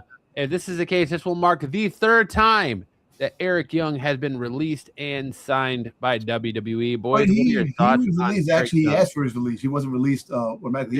No, I'm talking WWE. This will be the third time WWE has released and signed Eric Young.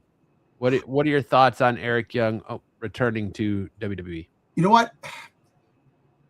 NXT developmental, but he does he still want to wrestle? That's the whole thing. He hasn't really wrestled much in TNA, to be honest. Yeah. They're saying he's going to have a player coach role, kind of like what Sean Spears is doing, where he'll wrestle occasionally, but he's more going to be like the coaching, backstage coaching role. So you know what? If you bring him in, like you're bringing in Diamond Dallas Page, you can bring him in to help developmental. To be the newbies that are coming in and this and that, and wrestle from time to time. If it helps, if it helps somebody that actually needs help. Like you partner him with somebody, freaking what's the name? With Julia, Kiana, yeah. You had her mentoring Julia for the time being. You can have him do that. Somebody with an up and comer that's in the main roster or something like that. Or you could have him do that in the NXT, like Sean is doing. There's many things, but is it WWE going to sign him again? That's the whole thing. It's not written in stone that they're going to get signed. Maybe he goes to AEW. You don't know. But until then, all the speculations you can have, and it could help. It wouldn't hurt having him help talent. You don't think Eric Young will be useful? I think he will be. He has his perks. He ran a great faction in NXT. Sanity. I think he could do a lot to help younger talent, like Sean Spears is doing. Bring him in. NXT needs all the help they can get right now. They've got a lot of young green people in NXT with a lot of potential, to be honest. They're not. He's not going to be main roster, so there's not going to be a card for him to be in. He's going to be NXT. Probably won't ever fight for a title. No, he doesn't need it. He'll probably be a leader of a faction again, or the head of something, or just down there to wrestle new kids. It's not even going to be like he's going to be on the main roster going for any type of run. So I think it's a good use and transition for Eric Young at this point in his career. But there is an interesting report dropping right now that looks like Fightful Select is reporting that ESPN requested more matches from WWE for their PLEs. There you go. So it looks like they're more shorter matches now. Sounds like they're getting sick and tired of people complaining about 5 matches. 5 matches with 2 of them on ESPN proper. Yeah. The first hour being on ESPN. So The first hour. Supposedly that's why they added 2 more matches to Night of Champions, because ESPN was complaining about the short match format. Interesting. All right, that's it for our top rope takes, our fastest 2 minutes. Now I'm going to hand the reins over to the dirt sheet master himself, Dirty Dom, to tell us what the dirt sheets are talking about this week. Dom, what are the streets saying about professional wrestling? All right, so the first story comes about the fact is they're already putting a stamp on the vision. Done. You know, hey, listen, it's unfortunate the vision really never took off.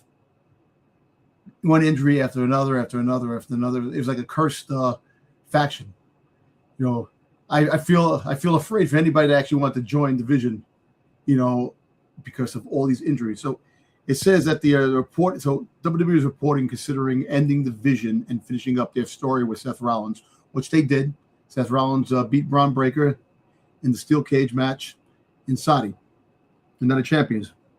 You know, it was noted that somebody feel the Vision has run its course internally, and numerous injuries did too much damage to the group, which it did, because you have the stories and guys are hurt.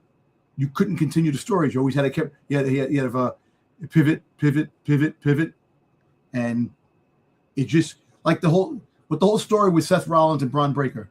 If they did not get hurt, it would have been more of iconic matches with them, each other, because it took a long time for them to finally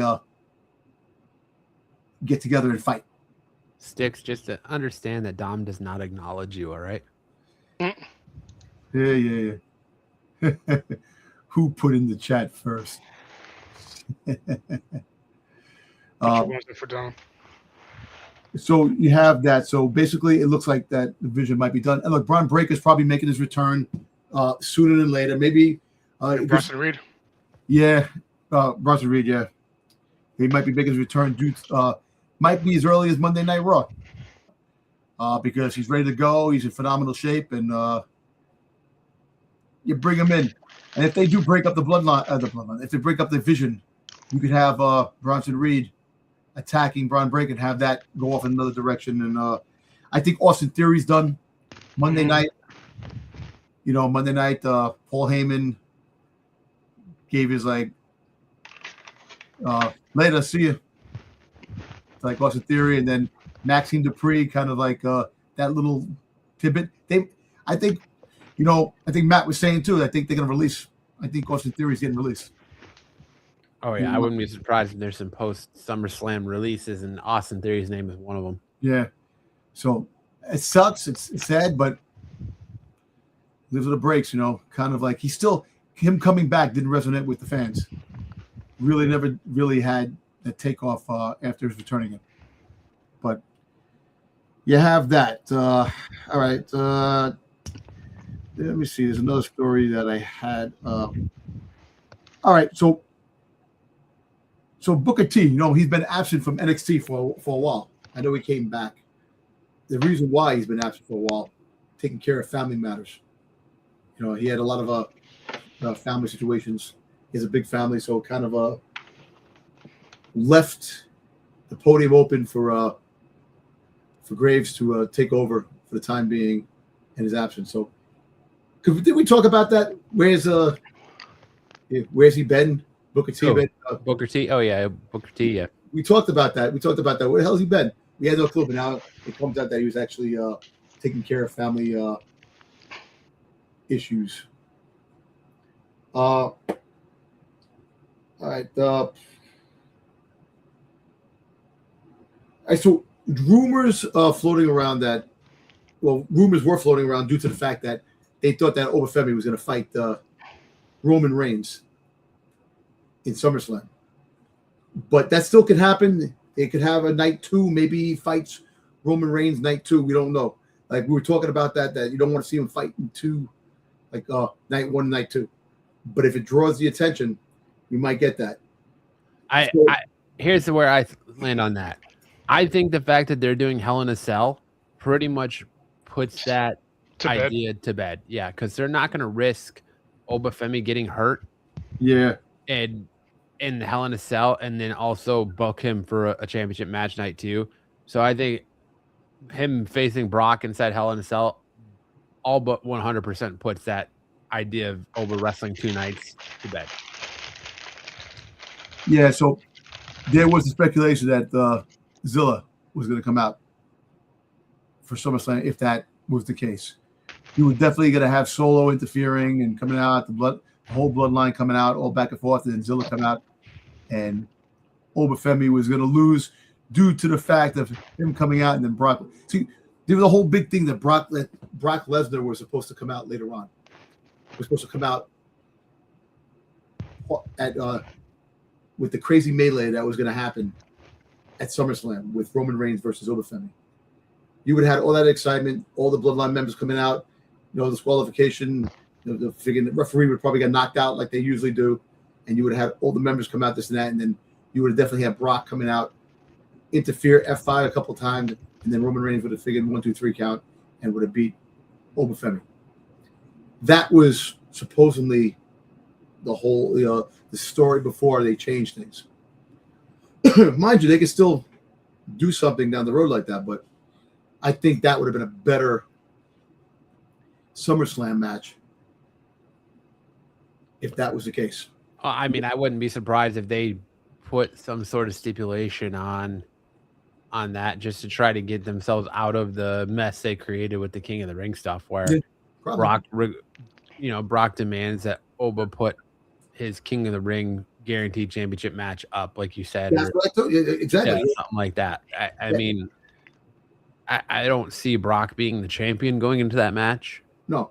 But I mean, if he is going to retire, which all signs have pretty much pointed to him not now, because the Saudis are going to back a fucking Brinks truck up to his house. They got to do something with it. It just, I personally, I know I pitched the idea of Hell in a Cell. Yeah. But I think that they almost need to do Last Man Standing. Or they better it better not be my fear is that this Hell in a Cell match is going to turn out like the Seth Rollins Braun Breaker cage match, where it's just going to be a street fight in a cage, where the cage really wasn't even needed. They need to do damage. I'm talking a la Undertaker, Mankind damage. Oh, like that. That's Hell in a Cell match. You have him throw freaking Brock off the top of the cell. Imagine that. Or power, or fall from Grayson through the steel cage, or through the God, top he died. He get hurt. Dude, that's like Brock doing the moonsault off the freaking top and busting his head. Having Brock F5 Obafemi from the top of the Hell in a exactly.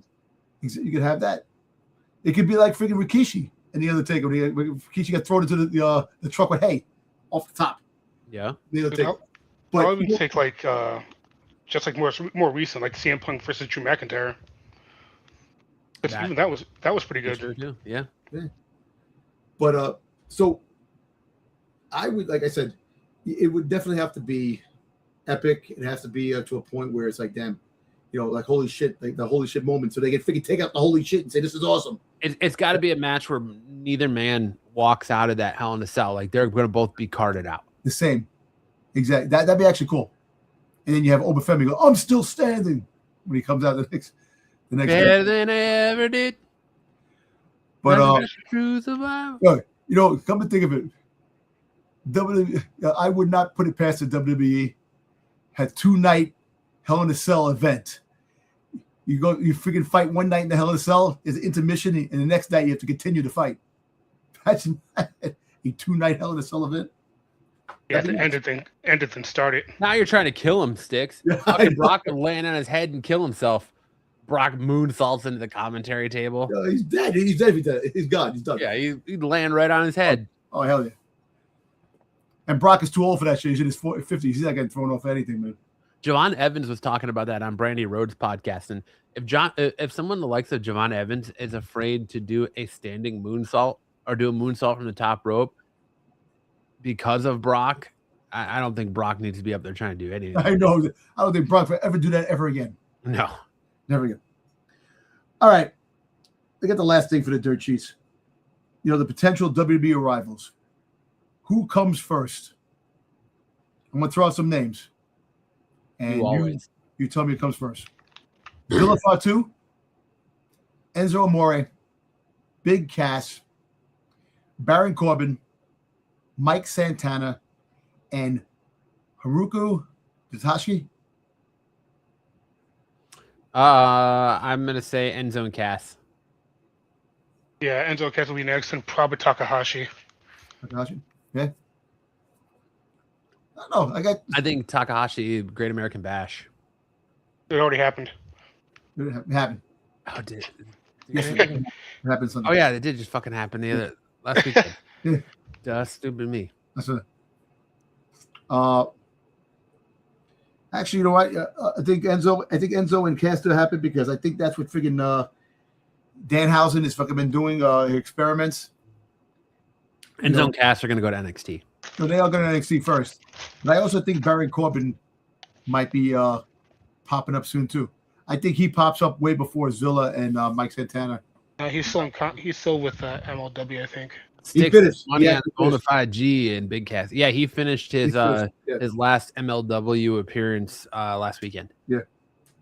So, but Baron Corbin's out here saying he's not coming back to WWE, that he has not had contract talks, that he doesn't know where these stories are coming from. So, grain of salt, I guess, but. Because I like to see him and Braun Breaker win the championship belts like they did. They were great in freaking NXT when they won the tag team. It was a fun fun tag team. Yeah. Was it the Big Dogs? Yeah, Big Dogs. Big Dogs.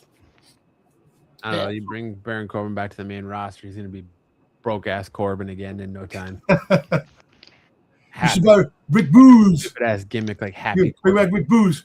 Bring him back. Rick Booze.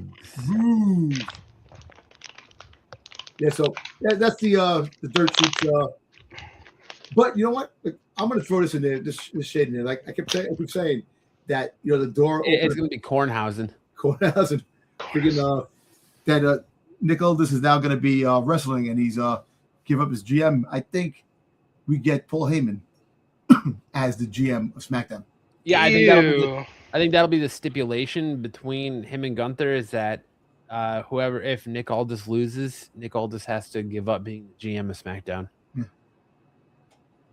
Because the test was, Paul Heyman doing the contract signing for Clash in Italy with Gunther and Cody. He gave the contract signing. He came out like the GM. So. But yes, that was the dirt sheets, for now. Until next week. Apparently, Heath Slater is petitioning to get back into WWE like anybody wants him there. Well, listen, man. Him and friggin' Javon Evans as a tag team, that'd be electrifying. Heath Slater? Oh, he's from 3MB? No, I thought you were talking about Leon Slater? Yes, I'm sorry. No. I'm sorry. Oh, nobody wants Heath Slater back in WWE. He wants to come back. We're gonna do a friggin' a new band. He's gonna come back with like 19 kids now. 19 kids. I got kids. I got kids. He's kind of like the Sam of WWE. Yeah. All right, now it's time for the 3 count where we talk about our best moments, worst moments, and what were they thinking moments of the night. We do have our Night of Champions results to go over as well, so we're going to throw those in there. But do you guys want to start with SmackDown from last week, or do you want to skip SmackDown from last week since it was taped? And it was an all-around pretty much just a piece of shit show. Well, you want to start a Night of Champions? We can start a Night of Champions if you want. We'll leave it up to Eric. Eric, what do you want to do? Do you want to go through SmackDown, or do you want to go right to the Night of Champions? Let's go straight to Night of Champions. All right, let's talk about Night of Champions and talk about our Night of Champions results and find out who our IWC Off the Mat champion is. And did Eric retain his title, or did he be dethroned? First up, we had Jey Uso defeated by Oba Femi in our King of the Ring finals match. We talked about this ad nauseum, but I took Jey Uso, Dom took Oba, Sticks took Oba, Pete took Jey Uso, and Eric took Jey Uso for the win. Boys, what did you think overall of this match? Yo, I can tell you, we all thought that friggin' Brock was going to come out in this match back and forth. And then when Oba won, Matt, remember you were surprised, like, holy shit. Yeah, I couldn't believe they actually did I it. couldn't believe it. We were like, holy shit. They threw us a curveball, and they friggin' made Oba win. And no interference either, which was crazy too. So that was a surprise.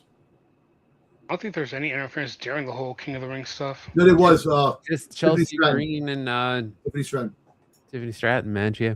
You had Chelsea Green and you had friggin' No, I'm not talking like the pay-per-view itself. I'm just talking about the actual King and Queen of the Ring no, tournament. Yeah, neither one of them.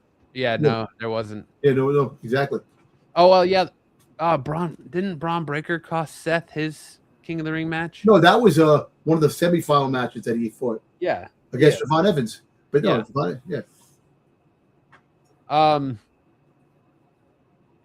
My only critique on this match is I think since they went with it, Obafemi winning clean, I think they let Jey Uso get a little too much offense on Obafemi in this match. I think Obafemi tapped out too.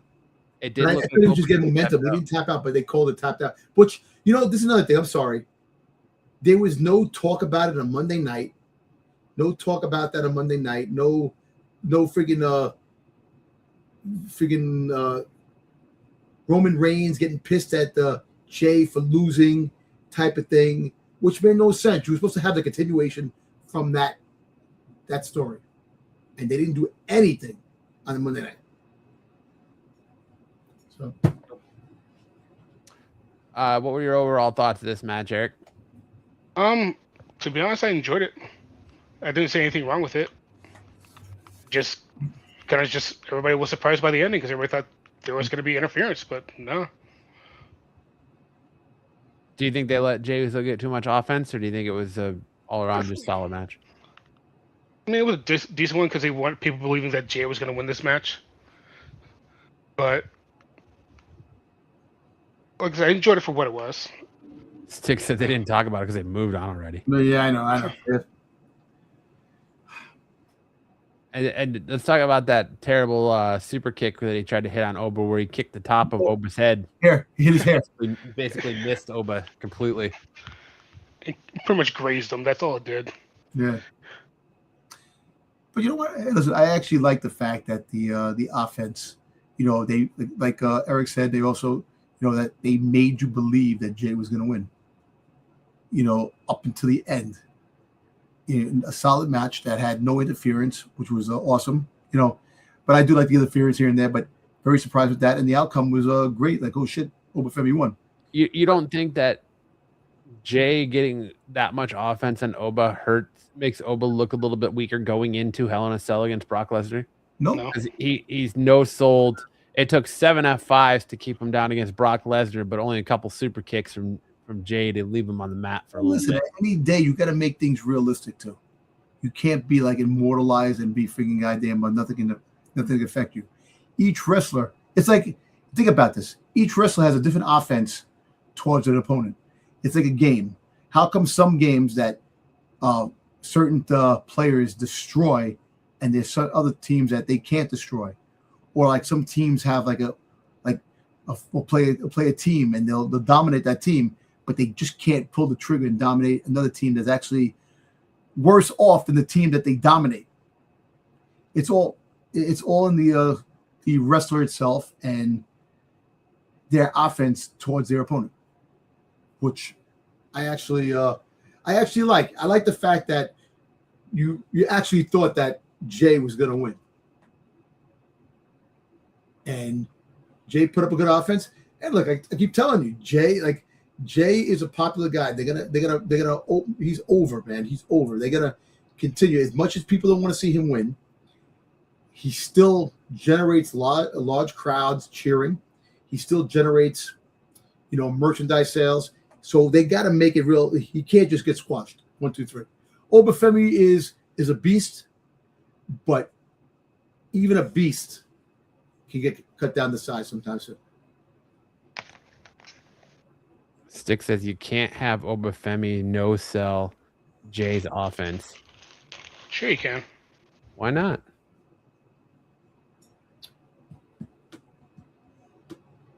You can no sell super kick. He's done it before.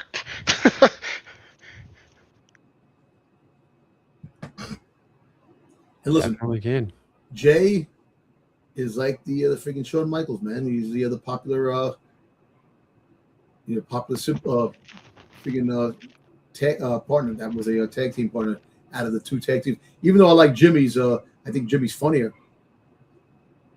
Jay. That's the noose.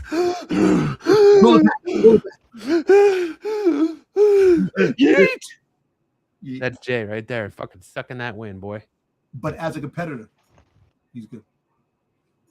Can't All talk on the mic, but Io Sky defeating Liv Morgan. I think everyone but Sticks picked Io Sky. The writing was on the wall that Io was going to win this match. Overall, what did you think of Io Sky versus Liv Morgan? I actually thought it was a pretty good match. I actually really thought that it was going to have interference in this, but I like the offense. Io, we all thought that Io wins. We all thought that Stephanie Vakira is going to come out. The travel. I did not. I don't know. There was like so many different things, so many different angles, and we didn't know what the outcome was going to be. And then she won fair and square. And it was surprising that she picked her as the opponent because that solidifies that Ripley's hurt, that Rhea's hurt really bad. That she might have to relinquish the title. She might have to. You might have to have the title, maybe at SummerSlam. Have somebody could become a new champion in SummerSlam. Yeah, I think choosing Rhea would have been the way to go. I don't necessarily know about. That tells me though that she's not beating Liv for this title. She's confident. She called Liv out again, and I think that's when the Judgment Day is going to get involved in the one-on-one match. I don't think they're going to take the belt off of Liv Morgan because they haven't had her fucking defend it in months because they're waiting for Stephanie Vakir. So I don't think they're having the belt. They're going to put the belt back on Io, and I hope they don't because I think Io as a champion is boring. She is way more fun to watch chasing than she is as champion. Which that sucks because I feel like everybody in WWE, it's easy to say that about, like, they're much better chasing the championship than they are as champions. And that's the majority of the wrestlers. A lot of them are better chasing it than actually champion. Like LA Knight. Yep, LA Knight. Seth Rollins is freaking awesome chasing the championship. LA Knight would just be awesome chasing anything other than the bloodline. I know it's unfortunate that they at least in the storyline. At least he's got a story. That's what you want to call it. With him and Solo. Golo Sokoa. The Odd Couple. We had Seth Rollins defeating Braun Breaker, what was easily probably the match of the night in the steel cage. I picked Seth, Dom picked Seth, Sticks picked Braun, P picked Braun, and Eric picked Braun. Thoughts on this match? Thoughts on the... I actually thought this was the match of the night. Yeah, a lot of good story points into it. Yep. I thought it was a match of the night. There was a lot of good... the ending was kind of odd when Braun Breaker was like... When he does that whole break emote. Yeah. Just gets stomped. Yeah, he just got freaking, like, he was a top rope and fucking stomped him. Other than that, the match was so... it was good. They're going back and forth, back and forth. But you know what's funny? Braun Breaker always gets his head busted open. Something always... he bleeds. The fucking table smacked him right in the face when he went through the table. The piece flew over and hit him in the face. 95% of the time, he's the one breaking his own head open. I know. All the time. All the time. He lands on his head. He freaking breaks his head. I'm telling you, man. Like, am I crazy? I just want to know. Am I crazy in my statement that the steel cage felt like it was not needed in this match, that it was nothing more than a glorified street fight. And the steel cage wasn't really necessary.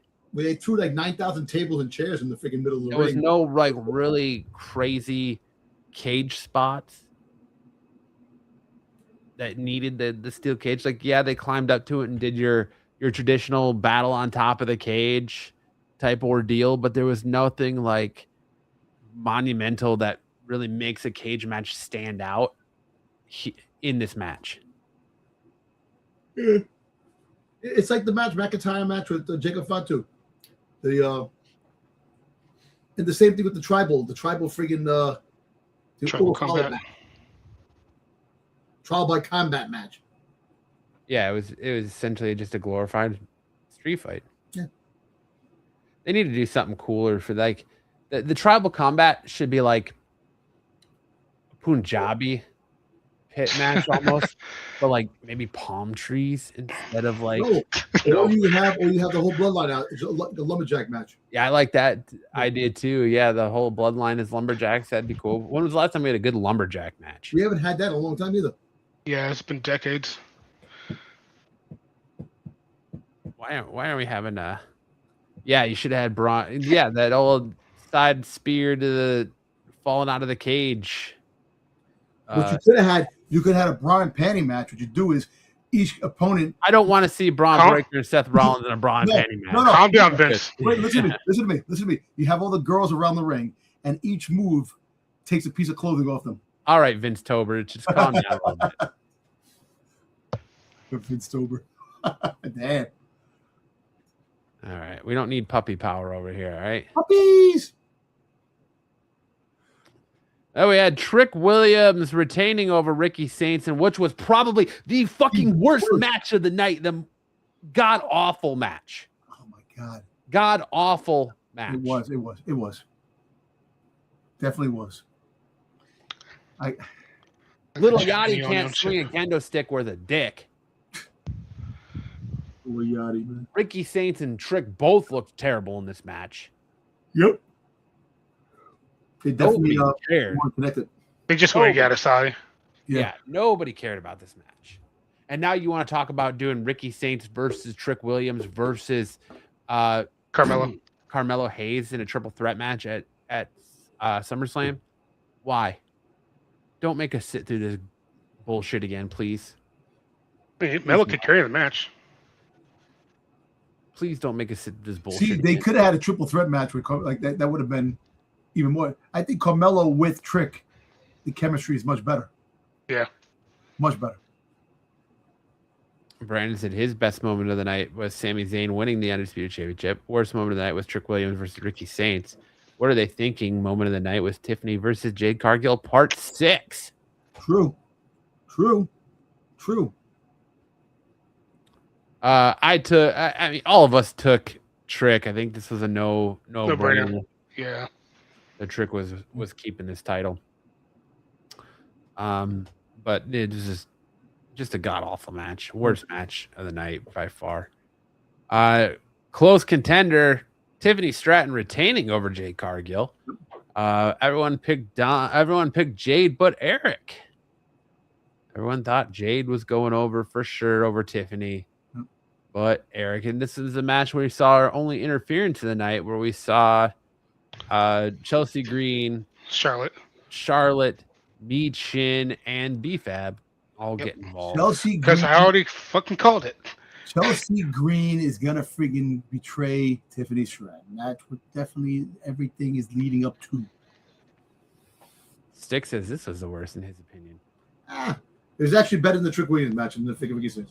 It was. I like how the picture of Jade Cargill down there looks like she's malfunctioning. I know, right? Again. A fembot. Listen. Jade Cargill. Look, she's going to have to fight. If Rhea Ripley is going to fight at SummerSlam, it's probably going to be Jade Rhea or Jade Charlotte, because you got to put in there with someone that can carry the match, because Jade can't carry this match. We saw that against Tiffany Stratton. Jade can't carry a match.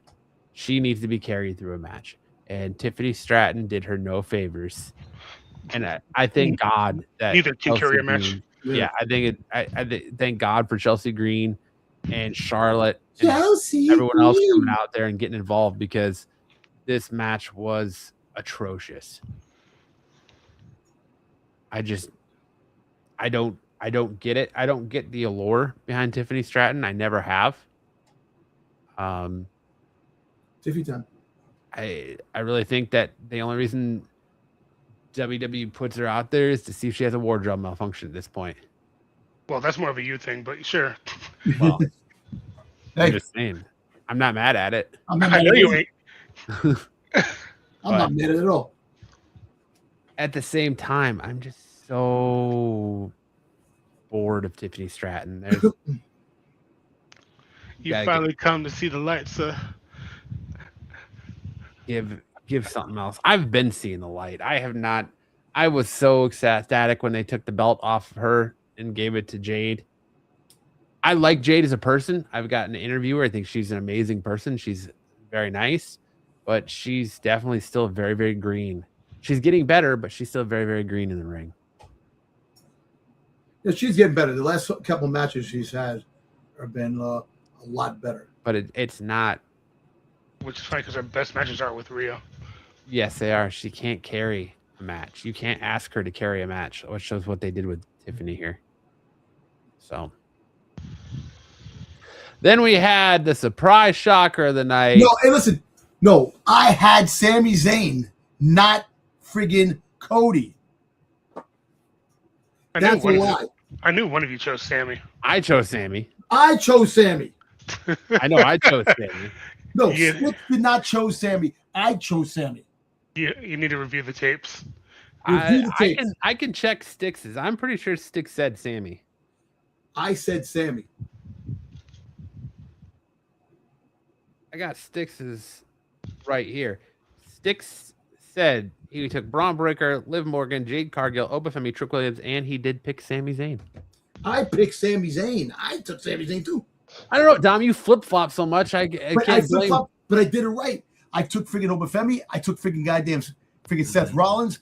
I took friggin' goddamn Sami Zayn. I said Sami will win. That's the thing. Because now you're gonna friggin' take me out of the goddamn championship damn picture. Because if I had Sami, I would win this damn belt today. Would you? Yes. I don't know. There's a loss right there. So one loss. There's one loss. for Jill. I got 5 matches out of 6. All right, we'll see. You picked you. Yeah, I remember you saying Cody, but I said Sami. I don't know. We'll have to review the tape, but there's our points total as they stand. I had 50. Dom had 40. How do you have 50. No? I had Sami. You freaking had 2 losses. No, I didn't. I had 1. I picked Sami. I picked. Okay, there's my 1, Jade Cargill. I picked Trick Williams. I picked Seth Rollins. I picked Io Sky. And okay, the only other one I didn't pick was Obafemi. There you go. There's 2 losses right there. I don't know. I'll give That's it to you. That's what I'm trying to say. You see, you're freaking screwing me out of this freaking title, man. I don't think you picked. I did. It's under review. Just put it like that. I don't think you picked Sami. I picked Sami. I don't think you did. I think you need to. We're gonna start doing it where you lock it in. There's no flip flopping. Once you lock in, you lock in. Yeah, but the whole fact is that I flip flop because you sit there and think, and then you take chances. Oh, you sit there and you listen to me, and I'm like, you're like, Matt's right. All right, I'm gonna flip my script here. No, I'm over here talking crazy, and Matt's right, so I'm gonna flip my script here. I took Sami, and I know I did. Sticks, you freaking goddamn Steiner math. Nah, you have to. All right, I'll give it to you, Dom. You can have it. Pass it. You can have the title. I'll have to review the tape, but we're gonna start making it where you lock it in, and I'm gonna start writing it all down. I'm gonna go old school. I thought you wrote it down. Didn't you write it down? Nobody wrote it down. No, I didn't write it down. Okay. I trust Sticks. Why, I don't know, but I trust Sticks that he actually goes back and watches, and especially since he's in the chat, I figured he'd be watching and get what people said. See, but the whole fact is, you see, he's out of the chat now because he knows he fucked up. No. I don't remember you. No, but if you listen, look, I know I said Sami, but you know what, Matt, congratulations, man. No, it's if you said Sami, hey. If you said Sami, you see, I said the redone where Dom wins. And he just did it. Then he just did it because there was no redone slides when I downloaded it. We'll even go to the Canva. We'll go to the source of truth because I was bitching at Sticks about Canva. Okay. Before the show started, we'll go to the source of truth here. Sticks' Steiner math is under review.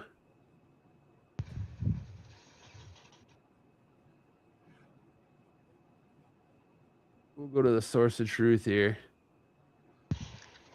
Right to, let me share my screen. We'll move that one. Dom just has to win. I think it's weird. I know what I said. I mean, I had a good 3-month run. I'm cool. You held on for a while. I know you did. Here we go. Sticks' results. Look, there's the winner. Me. Dom, 40. Me, 50. Sticks, where's your updated slide, Sticks?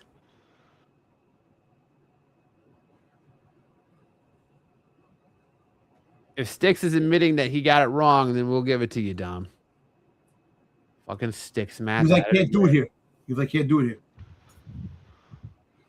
But we'll wait. We'll see. Sticks math at it again. We'll rewind the tape. We'll rewind it back.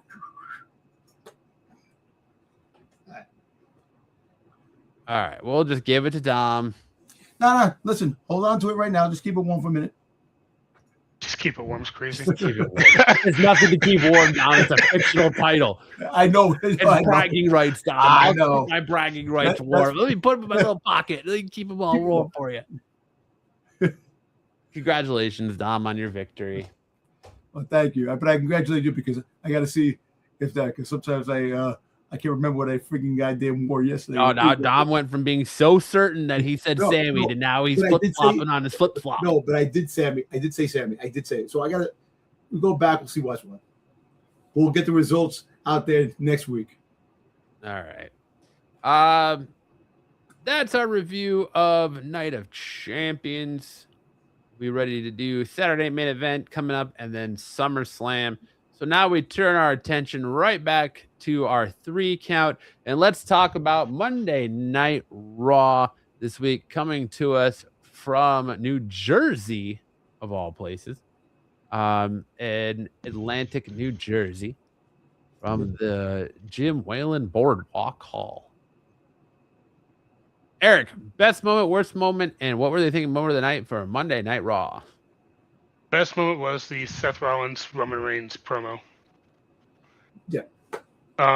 Seth made a convincing way trying to get his championship rematch. Again, of course, he never lost because of Braun Breaker, but also he keeps reminiscing that, hey, Roman has never beat him.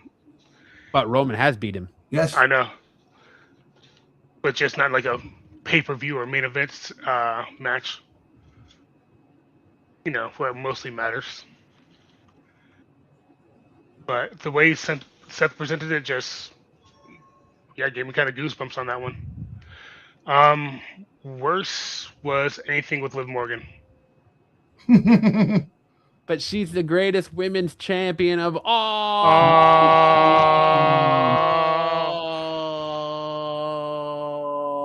time. Just a trip, just go out there just to mug EO. You know, I get it. They took her belt, or she took one of the, sorry, not about her, Queen of the Ring. But it's just, I don't know, it's just annoying me.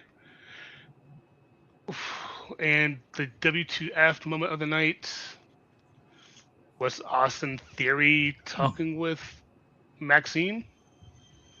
because he's being pretty vague, and I don't fucking like vague shit. Yep. Hmm. But yeah, that's just me. All right. My best moment definitely was the Seth Rollins and Roman Reigns promo. You know, it gives you chills because you know they've been through the woodwork together, man, for a long time, and it's true. The time is ticking. They were there to revolutionize the newbies and to become the new faces, and now they're on their way out because the new people are coming in. And it's kind of sad when you think that because we watched these guys fight forever, and now like, dude, just like that, you know, time is ticking. That you don't know how many more years they're going to have in their contracts. You know how many more years they're going to be on their body before they retire. You know, between Roman Reigns. Like health problems that he has to take medicine for the rest of his life, and Seth getting banged up. He's not young anymore like he was. You know, so you know, I'm looking forward to that. That was the best moment. The worst moment was Raquel versus Maxine Dupree. You know, I want to see Raquel beat freaking goddamn Liv. I want to see that freaking goddamn that turning freaking backstabbing moment. You know, they've been teasing it. It hasn't happened. Can't wait. And what were they thinking? Come on, man! You're gonna have my freaking boy Ethan Page lose a freaking goddamn. You know, I'm tired of him losing. Why does he keep freaking losing? You know, but that was what they're thinking. And my worst moments and best moments for it. Breaking news, I did just check tape. We went to New York, and due to the replay, Dom says Cody Rhodes. So I do? Dom, no, you said Sami. Dom did say Sami. So Dom is the winner of your Night of Champions PLE. So Dom is the current IWC Off the Mat champion. Congratulations to Dom for perfectly calling Cody Rhodes. You are the champ, or perfectly calling Sami. You are the champion. Hats off to you, sir. Thank you. Congrats. Pat yourself on the back. I appreciate it. Even if fucking a dog has his day. I know. Yeah. I know. You wanted to say that. I know you did. The sun even shines on a dog's ass every once in a while. Bear shits in the woods every time. Yeah, you know. For me, what were they thinking moment of the night was, why the hell are you having Rey Mysterio beat Ethan Page? Thank you. Makes no sense whatsoever. Worst moment of the night for me would probably have to be the Io Sky Liv Morgan promo. Io, they really need to get an Io mouthpiece because she is just not a good promo. She's not good at promos. They just need to stop while they're ahead. She's a fantastic talent, great ring talent, but they tried to put Kiana James with Julia, and I feel like Julia speaks better English than Io. So they need to get Io some work there on the promo a little bit.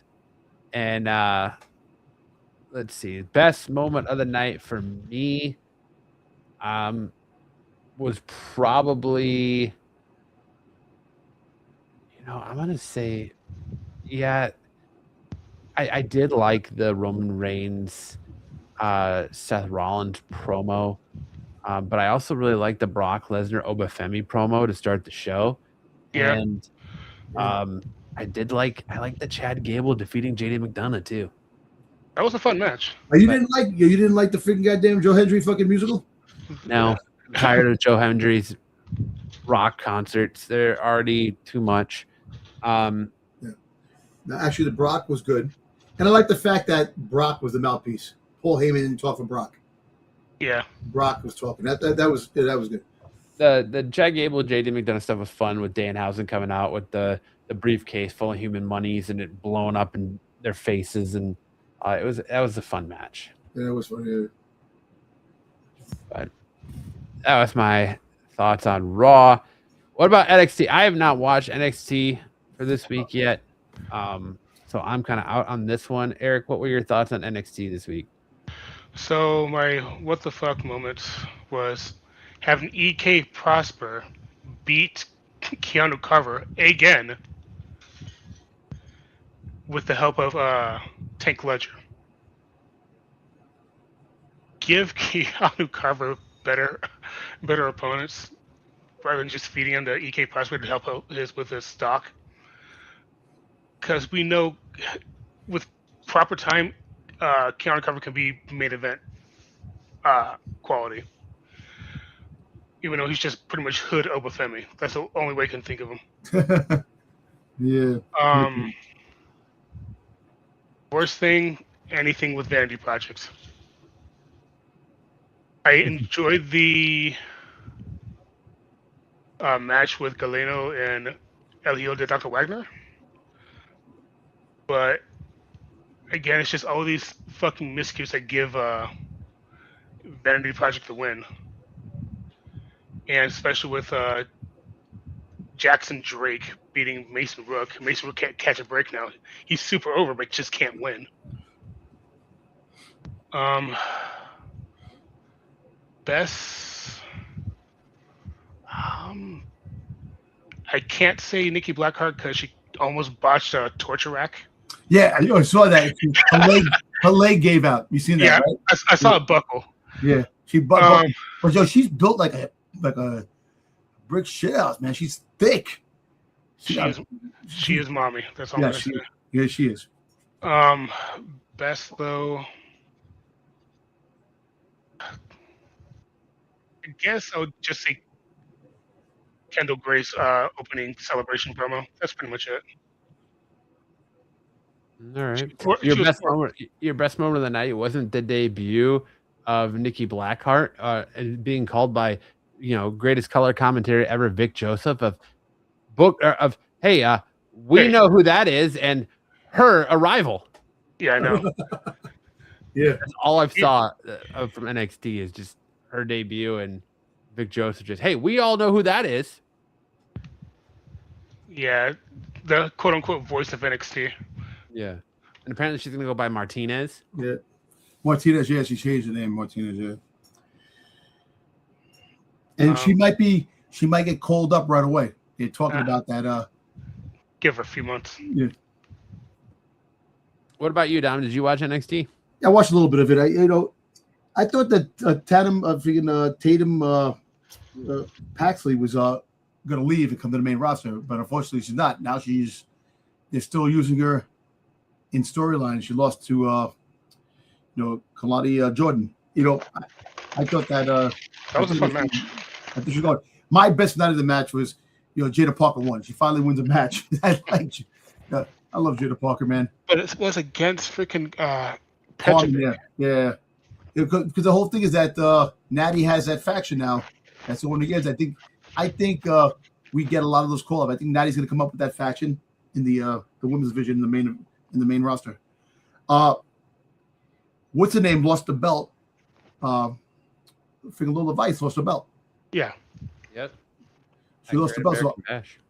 So I think that she's going to definitely come to the main roster because they've been talking about that. Or just be an AAA mainstay. Actually, you know what? You know what sucks? Well, the thing that does suck, one of the best moments is that Tony D'Angelo won. He came out on top. So what does that do to the stock of this dude? Naraku? Yeah. I mean, he came back and just smacked Tony in the back with a kendo stick, so. Yeah, I know. And then freaking Tony D'Angelo was in an ambulance with his hand finger up, up his ass? What? Yeah, up his ass. Hell yeah. Up his ass. Up his own ass. I don't know. I don't know if it's me, but some of the matches in NXT, it's you. It probably is me. But I don't know the way some of the matches are set up and the ways it just feels kind of like off. Some of the matches. You get that, Eric? When you watch some of the matches? A little bit. The only menacing thing in NXT is the parking lot. Yeah. Yeah. No, it's true. But I'm just saying that some of the matches, they could be good matches, but I know NXT, they have to get the rust out. They freaking have to get themselves, all all the stuff, their mic work, and I understand that, but it just seems now more than ever that the matches are off. Like, less matches when you had Julia and you had Stephanie Fakir in NXT, when you had Ricky Stanton and Paige, Joe Hendry, when you had them in things went a little smoother. But I don't know. I guess it's a transition of the new people coming in, and they have to learn each other and stuff like that. But overall, it was a pretty good show. NXT. I have to watch it a lot more. I haven't really dedicated myself watching it like I do SmackDown and Raw. But NXT over SmackDown, hands down. That's what I'm gonna say. Yeah. SmackDown thinking. I was just busy. I didn't have time to catch SmackDown yet. There's pictures of Johnny Gargano planking at Fanatics Fest, and people just walking up there and taking pictures with him at Fanatics Fest. Him and Candice LeRae as Johnny Gargano just lays on a table. What the fuck? What are we gonna do with Johnny Gargano? That's what I was gonna say. Since Sami has the belt, he can use that as motivation for Johnny Gargano. I don't know. Johnny deserves better, man. He deserves a lot better than just laying on a table. And the poor people who paid for that photo. Imagine Sami smacks a water bottle instead of smacks Johnny.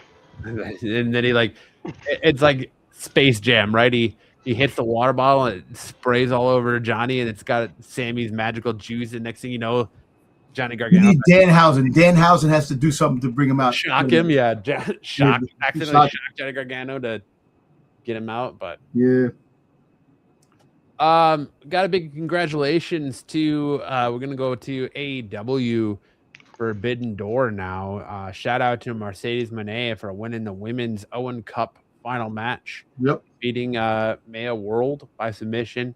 And congratulations to Will Ospreay defeating Swerve Strickland for the men's Owen Hart Cup final match, which was a really good match that saw him be approached by Jon Moxley and be offered a spot in the Death Riders, and then also Kenny Omega and MJF. We got a little interesting situation going here for Wembley.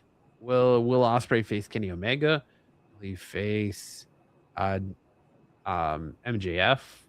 Kind of interesting. It just sucks that Dynamite was once again a fucking slog show after an even slog pay-per-view. So Forbidden Door was pretty much. Did you watch Forbidden Door, Eric?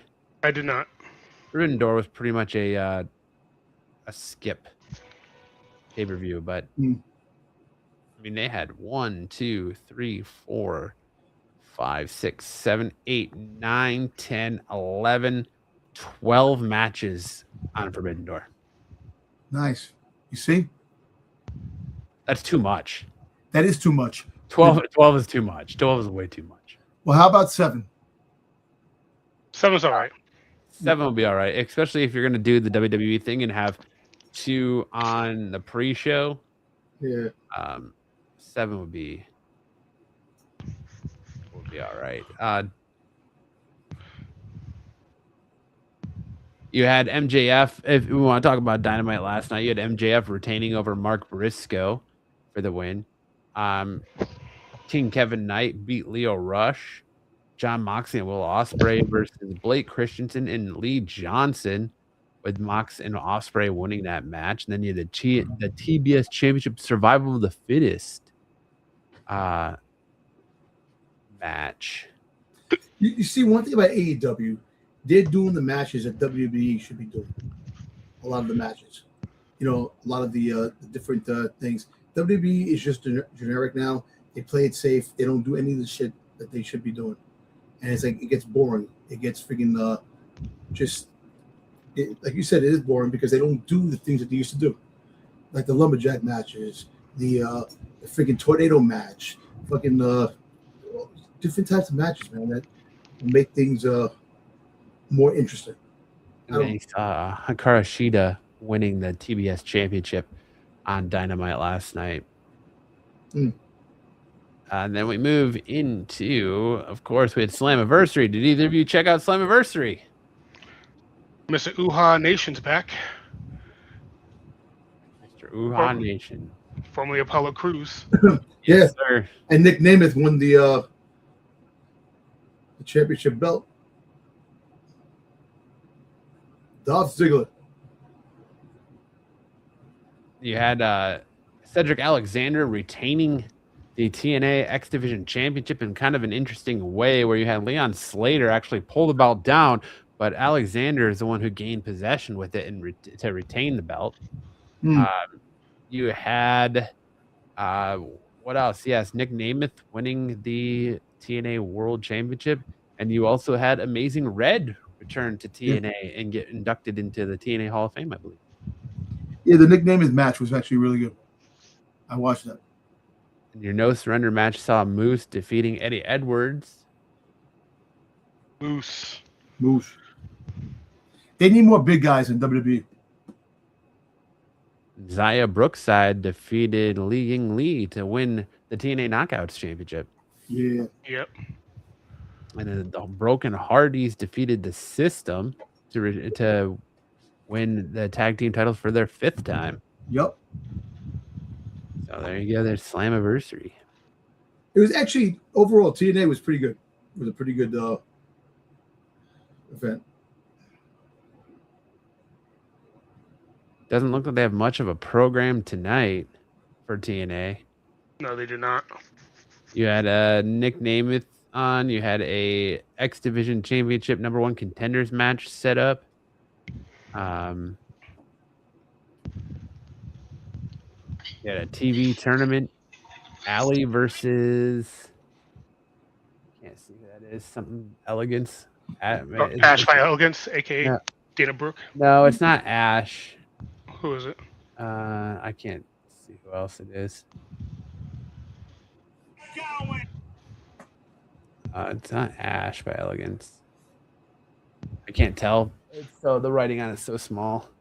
Then you had Ryan Namath versus NC Harvard or Casey Harvard, looks like.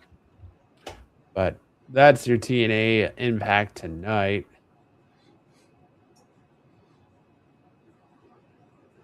So, yeah, that's all of your. Yeah. Well, SmackDown. H by Elegance. So you had a TNA Explosion match. Indy Hartwell defeated Gabby Forza. Casey Navarro defeated Ryan Namath. After the match, Navarro was attacked by both Nick and Ryan Namath. You had TNA Knockouts TV title tournament first round. H by Elegance defeated Allie. TNA Knockouts TV title tournament first rounder Maria Shadi defeated Tasha Steeles. You had a TNA X Division title #1 contenders match. Fabian Ecker. Yeah, Fabian Ecker defeated Rich Swann, hometown man Jason Hotch, and Mr. Elegance and BDE. Big dick energy, apparently. Eddie Edwards defeated Leon Slater. TNA Knockouts Championship.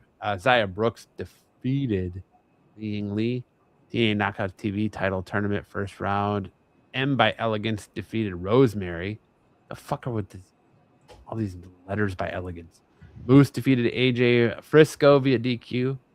Bear Bronson defeated Ricky Sosa, and then Rick Swan, Elijah, and the Hardys defeated Order 4. And big congratulations to AJ Styles' son for his first professional wrestling ring with a big Styles clash. As his daddy is his proud daddies right there to count that 1, 2, 3. That's good stuff there too. Hopefully, that young man will see good things from him in WWE. Yep. Or wrestling in general. Or wrestling in general. Exactly. But that is all of our professional wrestling goodness. SmackDown, right? I thought we were skipping SmackDown. Okay. Just heads up. We did it. But yeah. All right. Anything else you guys want to touch on this week? I don't want to necessarily. I already kind of ruined SmackDown for everybody tomorrow night since it was pre-taped on Tuesday or Well, listen, Monday night. one thing. But Monday night, not winning. The biggest thing on SmackDown was Jey Uso versus Cody Rhodes, with Cody Rhodes winning. Yep. Cody Rhodes. And then they get mad because people are leaking it. Don't pre-tape matches that you don't want spoiled. That's all I'm gonna say. Well, they got mad big time. They're like, Triple H was pissed off that it leaked out. What do you want? Gonna leak out. Welcome to the age of social media, buddy. Exactly. Yes, sir. But all right. Well, if there's nothing else there, that's going to do it for this episode of Off the Mat. Let us know in the comment section below, what was your favorite moments from Raw, SmackDown, NXT, AEW, Dynamite, or any of the professional wrestling PLEs that took place this weekend. We'd love to hear from you, because that's what it's all about, is the conversation. If you want more from me and Dom, well, you can catch Dom and I you can catch Dom Friday nights over on Renovision on The Qualified. You can catch me and Dom Saturday nights on SNS. You can catch Dom Sunday nights on the Star Wars show over on Renovision. You can catch us right back here every Thursday night for another episode of Off the Mat. Catch Eric here Thursday nights. And Eric, where else can people find you? You can find me on Twitter or X, Twitch, YouTube, Blue Sky, all that Fire Lord Sombra. Blue Sky. Blue Sky. Look at this guy. Look at this guy all over Blue Sky. Yeah. He's You're a poet, you don't even know it. That's right. But all right, well, that's it. Enjoy SmackDown. Hey, if you're in the States, have an amazing 4th of July weekend. Get out there, shoot off some fireworks, enjoy some fireworks. Don't turn yourself into Jason Pierre-Paul and blow your hand off. Oh man, I'm gonna say something too. Yeah. But have a great time. Have a great 4th of July. Enjoy those fireworks show. Enjoy America's birthday, 250th birthday? Yep. It's a big one, boys. Big one. And Dom, take us home with some words of wisdom, my friend. And I was going to do the same thing. Have a safe holiday weekend, traveling, barbecues, fireworks. Be careful. Go in the night with 10 fingers. Next day, have 10 fingers. Please be supervised by an adult before you touch any fireworks. Also, be safe in the heat. It's been a scorcher out there. Stay hydrated and drink lots of water, lots of liquids, and stay in the AC as long as you can. And again, happy 4th of July, 250th anniversary of the United States of America. Remember, beer before liquor, never been sicker. Liquor before beer, you're in the clear. Remember to hydrate in between drinks. Have a great 4th of July. We'll see you guys right back here next Thursday for a brand new episode of Off the Mat, 9 p.m. Eastern, 6 p.m. Pacific. So long, everybody.